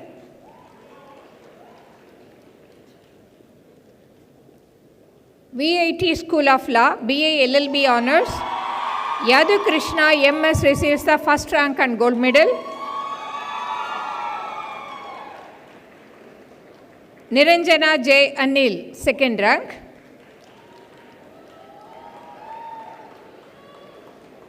Akila Nagendran, third rank.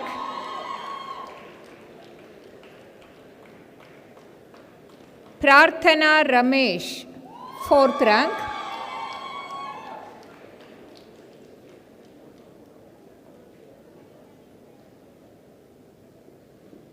Devika Jayaraj receives the fifth rank.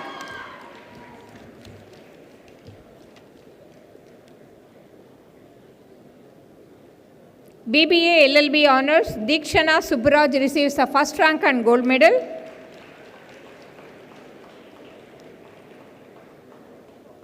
P. Vishnu Manoharan, second rank.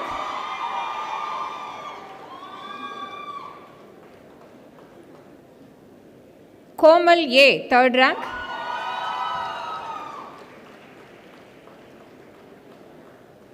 DJ Meera Kalyani also receives the third rank.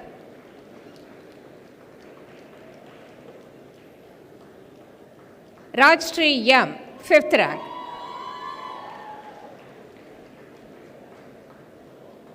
LLM Corporate Law, Nandini R receives the gold medal and the first rank.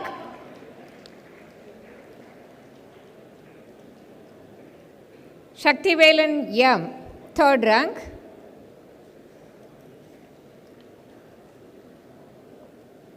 And Swati R receives the fifth rank. LLM Intellectual Property Law, Priyadarshini BM receives the first rank and gold medal.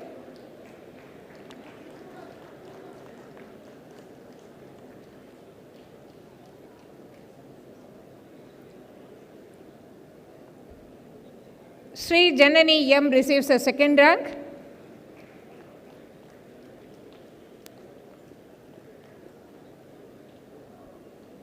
Vishal R, 3rd rank.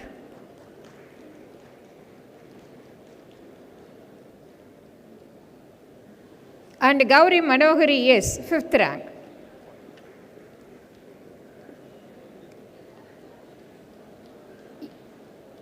LLM International Law and Development, Alisha Behra receives the 1st rank and gold medal.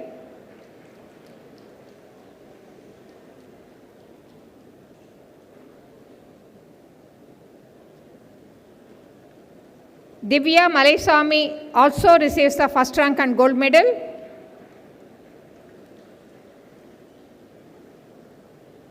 Triveni J receives the 3rd rank. Thank you.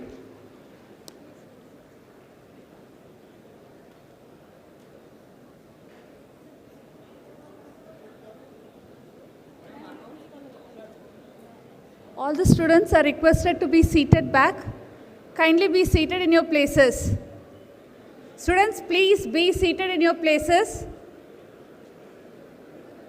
We are not supposed to move out till the procession goes. Please be seated in your places. Disciplinary committee.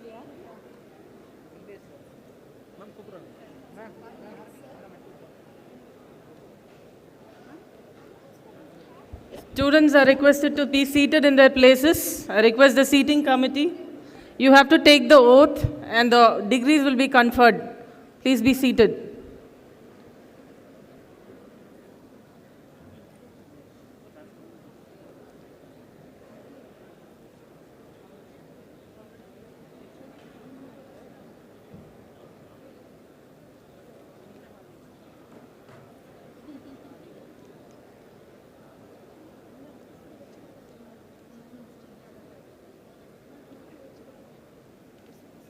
Let the candidates be now presented.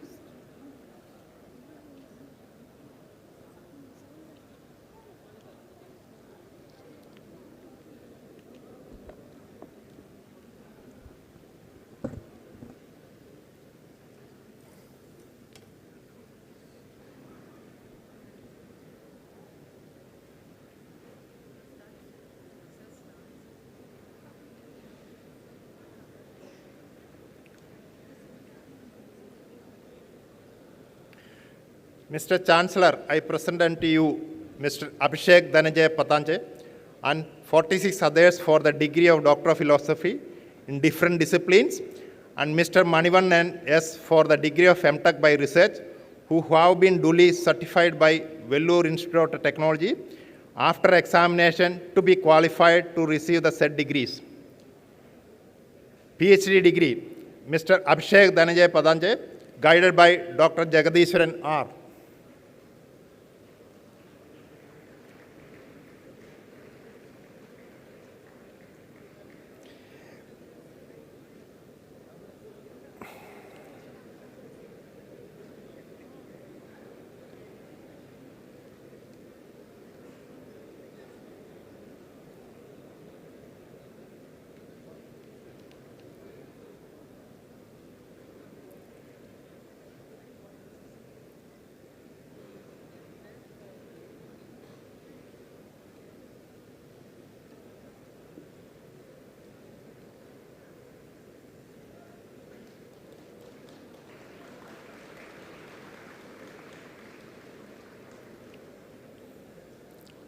Ms. Abira Datta Roy, guided by Dr. Umayal C. On her behalf, her mother would be receiving the degree.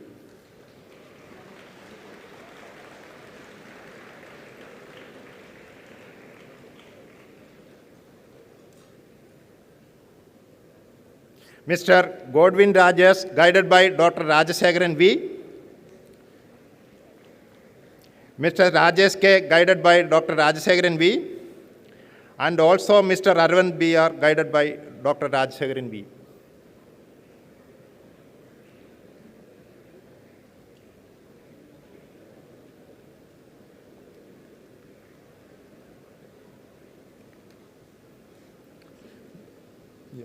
Mr. D.M. Ajay, guided by Dr. Uma Maheshwari E.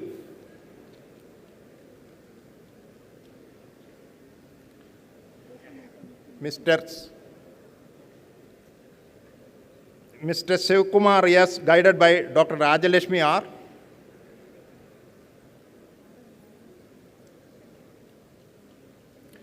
Mr. Kaushik C.K., guided by Dr. Vetrivelan P.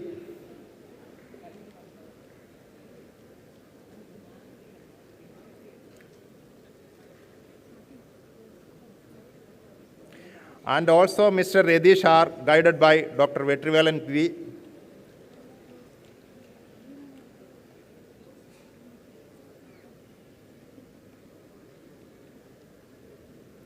Ms. Priyanka Usha, guided by Dr. Chitra.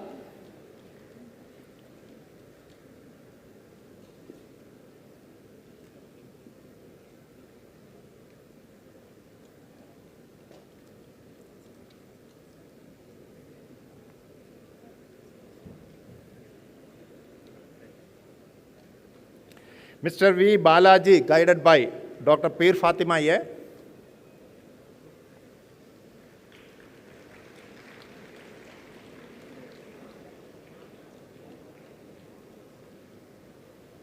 Mr. Muppala Chiranjeevi, guided by Dr. Velmedi G.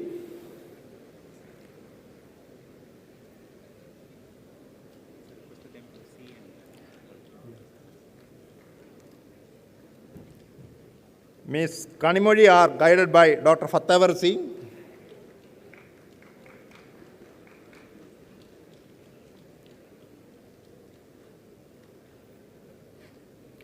Ms. Nancy Noela R.S., guided by Dr. Priyadarshini J.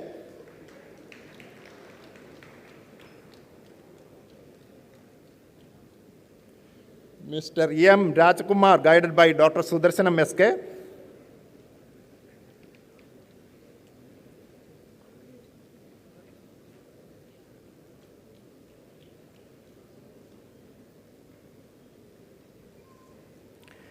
Mr. Jitendra H.N., guided by Dr. Rekha D.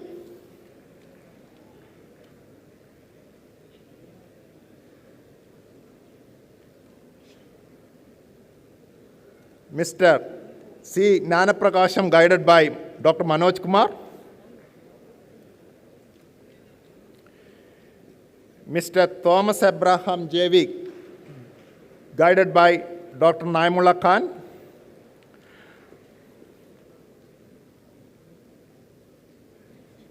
And also Mr. Elekya Selvan N., guided by Dr. Naimullah Khan.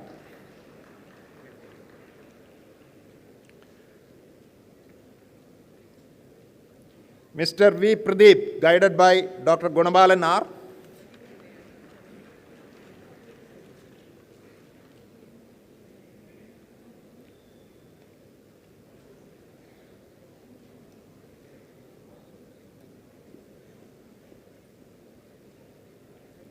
Mr. Lekas Duvalapulli, guided by Dr. Saravanan K.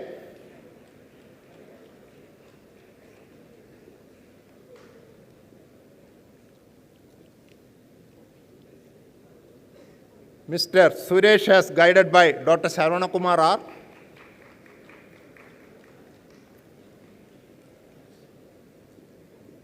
Mr. Pradeep R., guided by Dr. Venugopal T.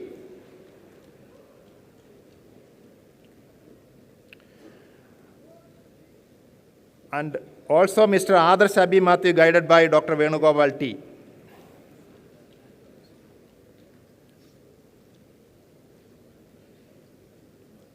Ms. Lavanya V., guided by Dr. Senthil Kumar N.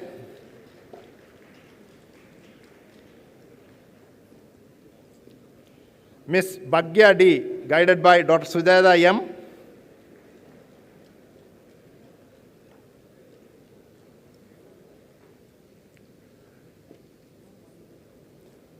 Ms. Nandida Sikari, guided by Dr. Harikrishnan K.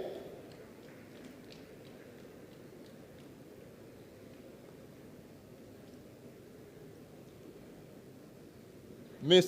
Sarumadi K., guided by Dr. Elevenil S.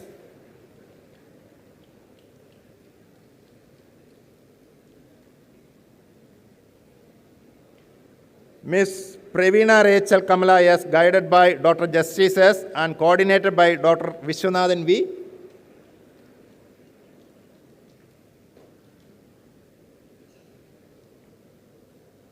Ms. M. Joyasuda, guided by Dr. Subbalashmi T.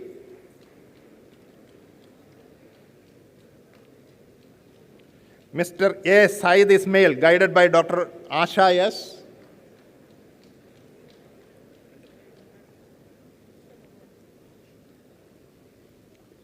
Mr. Dinagar Raj S., guided by Dr. Angeline Elarisi G.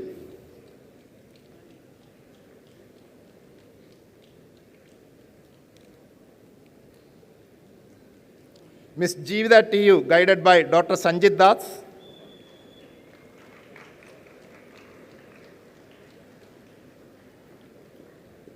Mr. Narendran S., guided by Dr. Bhubaneswari R.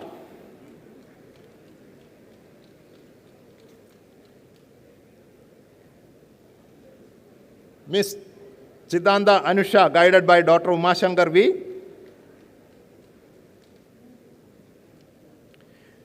Mr. Sivaprakash V., guided by Dr. Narayan R.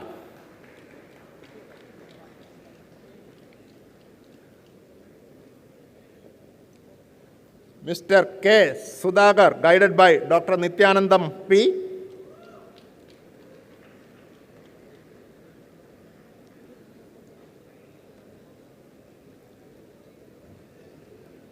Ms. S. Bangaru Kamachi, guided by Dr. Parvati R.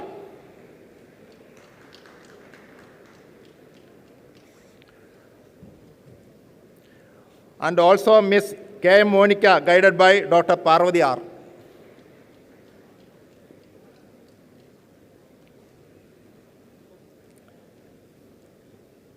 Ms. Devi T., guided by Dr. Ganeshan R.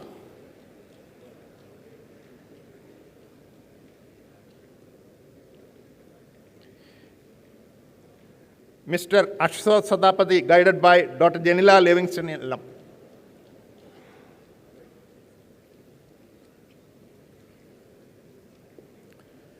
Mr. Rajiv Vincent, guided by Dr. Carmel A.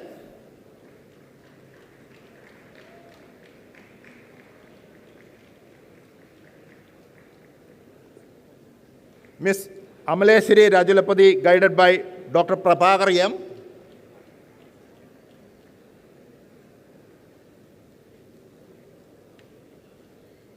Ms.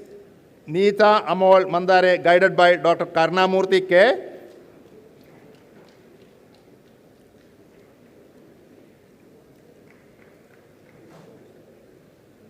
And Mr. Jaswant Sugesh RG, guided by Dr. Sivasubramaniam A.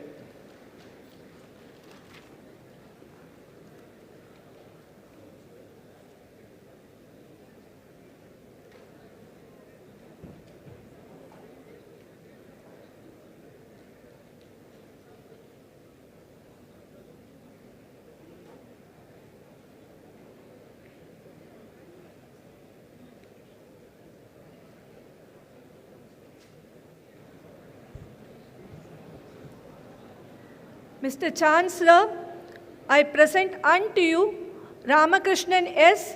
and 13 others for the MSc degree in chemistry, Revati S. and 52 others for the MSc degree in data science, and Harita Shri HP and 17 others for the MSc degree in physics. All these candidates have been duly certified by Vellore Institute of Technology after examination to be qualified to receive the said degrees.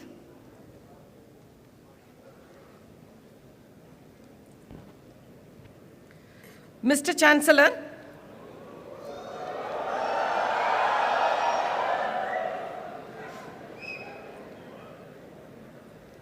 Mr. Chancellor, I present unto you Shanmugamani Balaji P. and 17 others for the MTech degree in structural engineering, and Geetu Haridas P. and 35 others for the BTech degree in civil engineering. All these candidates have been duly certified by Vellore Institute of Technology after examination to be qualified to receive the said degrees.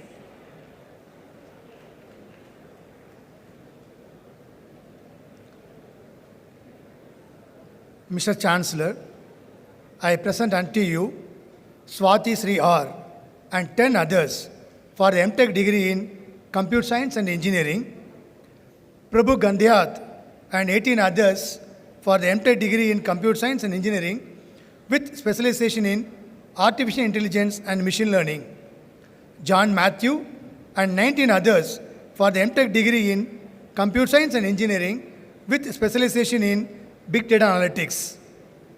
Katyayani Mukherjee and 3 others for the MTech degree in Computer Science Engineering with specialization in Cyber Physical Systems. Kurela Varshini and 189 others for the MTech integrated degree in Software Engineering. Shanmugam Gajendra for the degree of MS integrated in Software Engineering. Vaibe Gauti and 81 others for the MCA degree, and Mrinalini Singh and 311 others for the BTech degree in Computer Science and Engineering. All these candidates have been duly certified by Vellore Institute of Technology after examination to be qualified to receive the said degrees.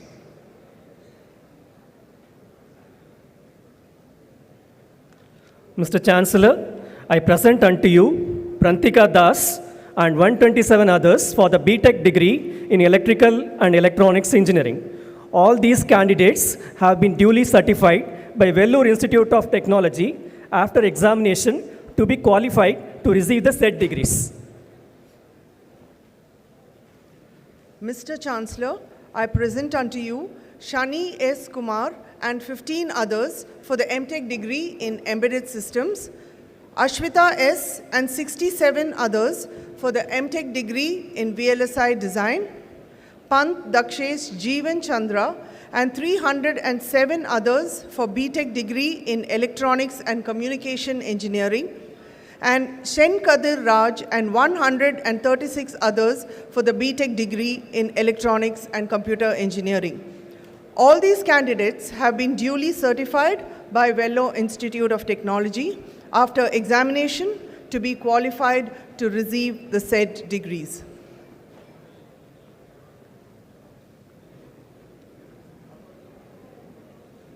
Mr. Chancellor, I present unto you Karnam Tulsiram Vamsi Krishna and 21 others for MTech degree in CAD/CAM, Monica Vasagam P. and 21 others for MTech degree in Mechatronics, and T.N. Nikhil and 293 others for BTech degree in Mechanical Engineering. All these candidates have been duly certified by Vellore Institute of Technology after examination to be qualified to receive the said degrees.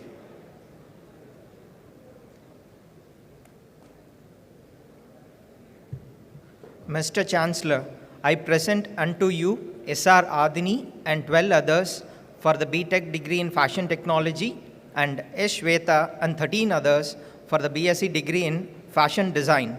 All these candidates have been duly certified by Vellore Institute of Technology after examination to be qualified to receive the said degrees.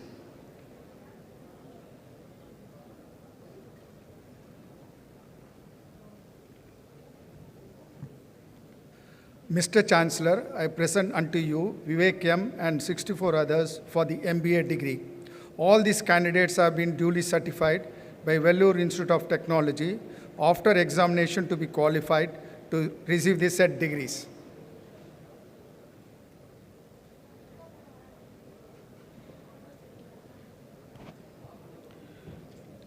Mr. Chancellor, I present unto you Malavika K. and 7 others for Master of Laws LLM in Corporate Law degree, Vishal R. and 5 others for Master of Laws LLM in Intellectual Property Law degree, Triveni Jakala and 2 others for Master of Laws LLM in International Law and Development degree, Akila Nagendran and 58 others for the BA LLB Honours degree, and Dikshana Subburaj and 50 others for the BBA LLB Honours degree. All these candidates have been duly certified by Vellore Institute of Technology after examination to be qualified to receive the said degrees.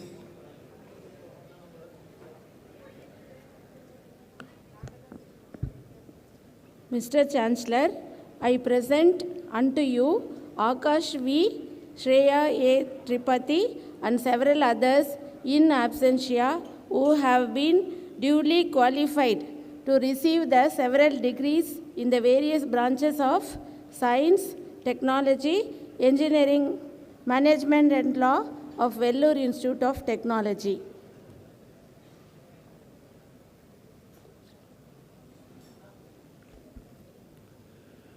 I call upon the graduands to stand up and take the pledge. I request the Chancellor to administer the pledge.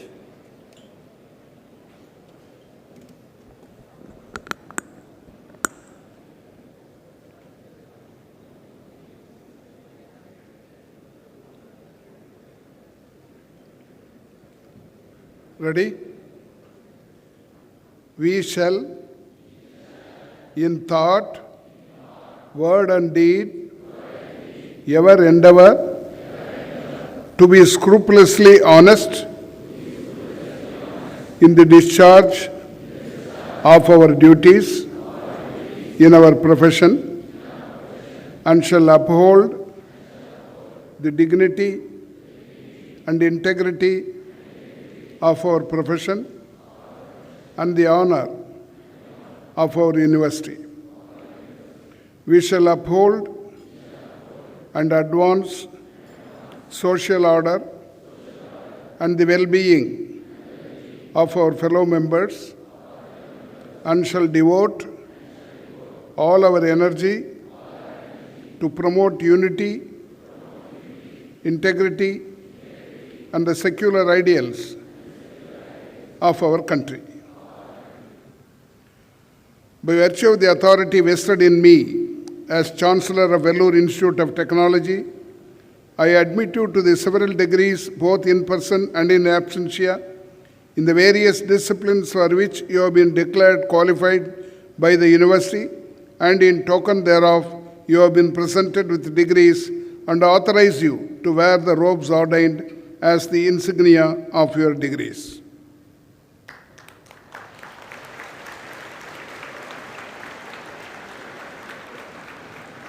Register.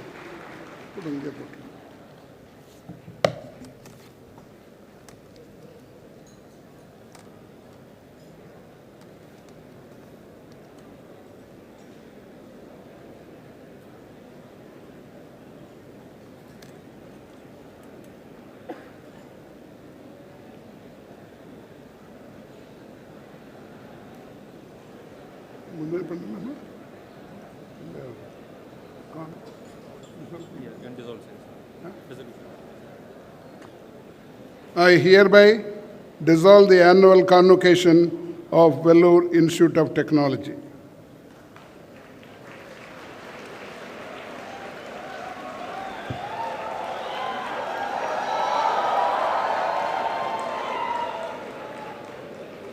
National Anthem.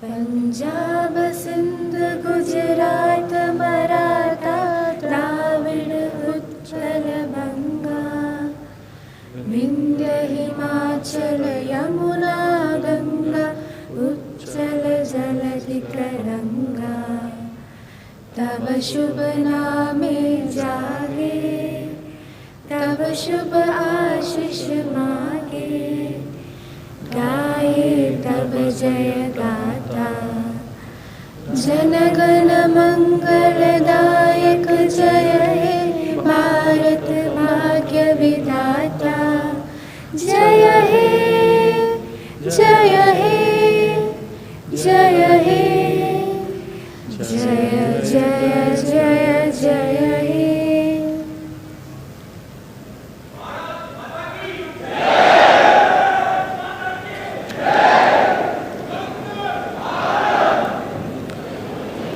Please remain standing while the procession leaves the auditorium. Graduands are requested to remain standing until the procession leaves the auditorium.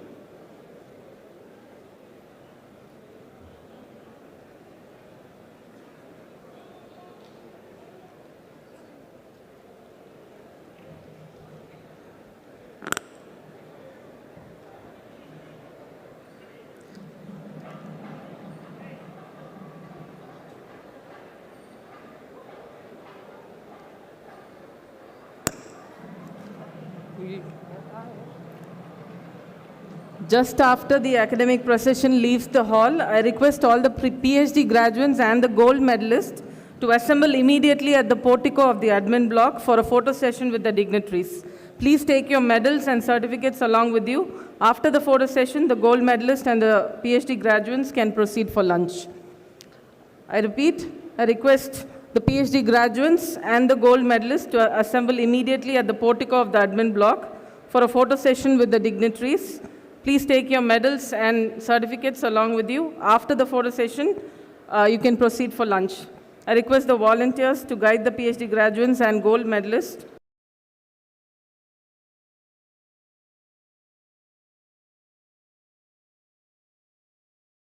The ceremony is available at the extended venue.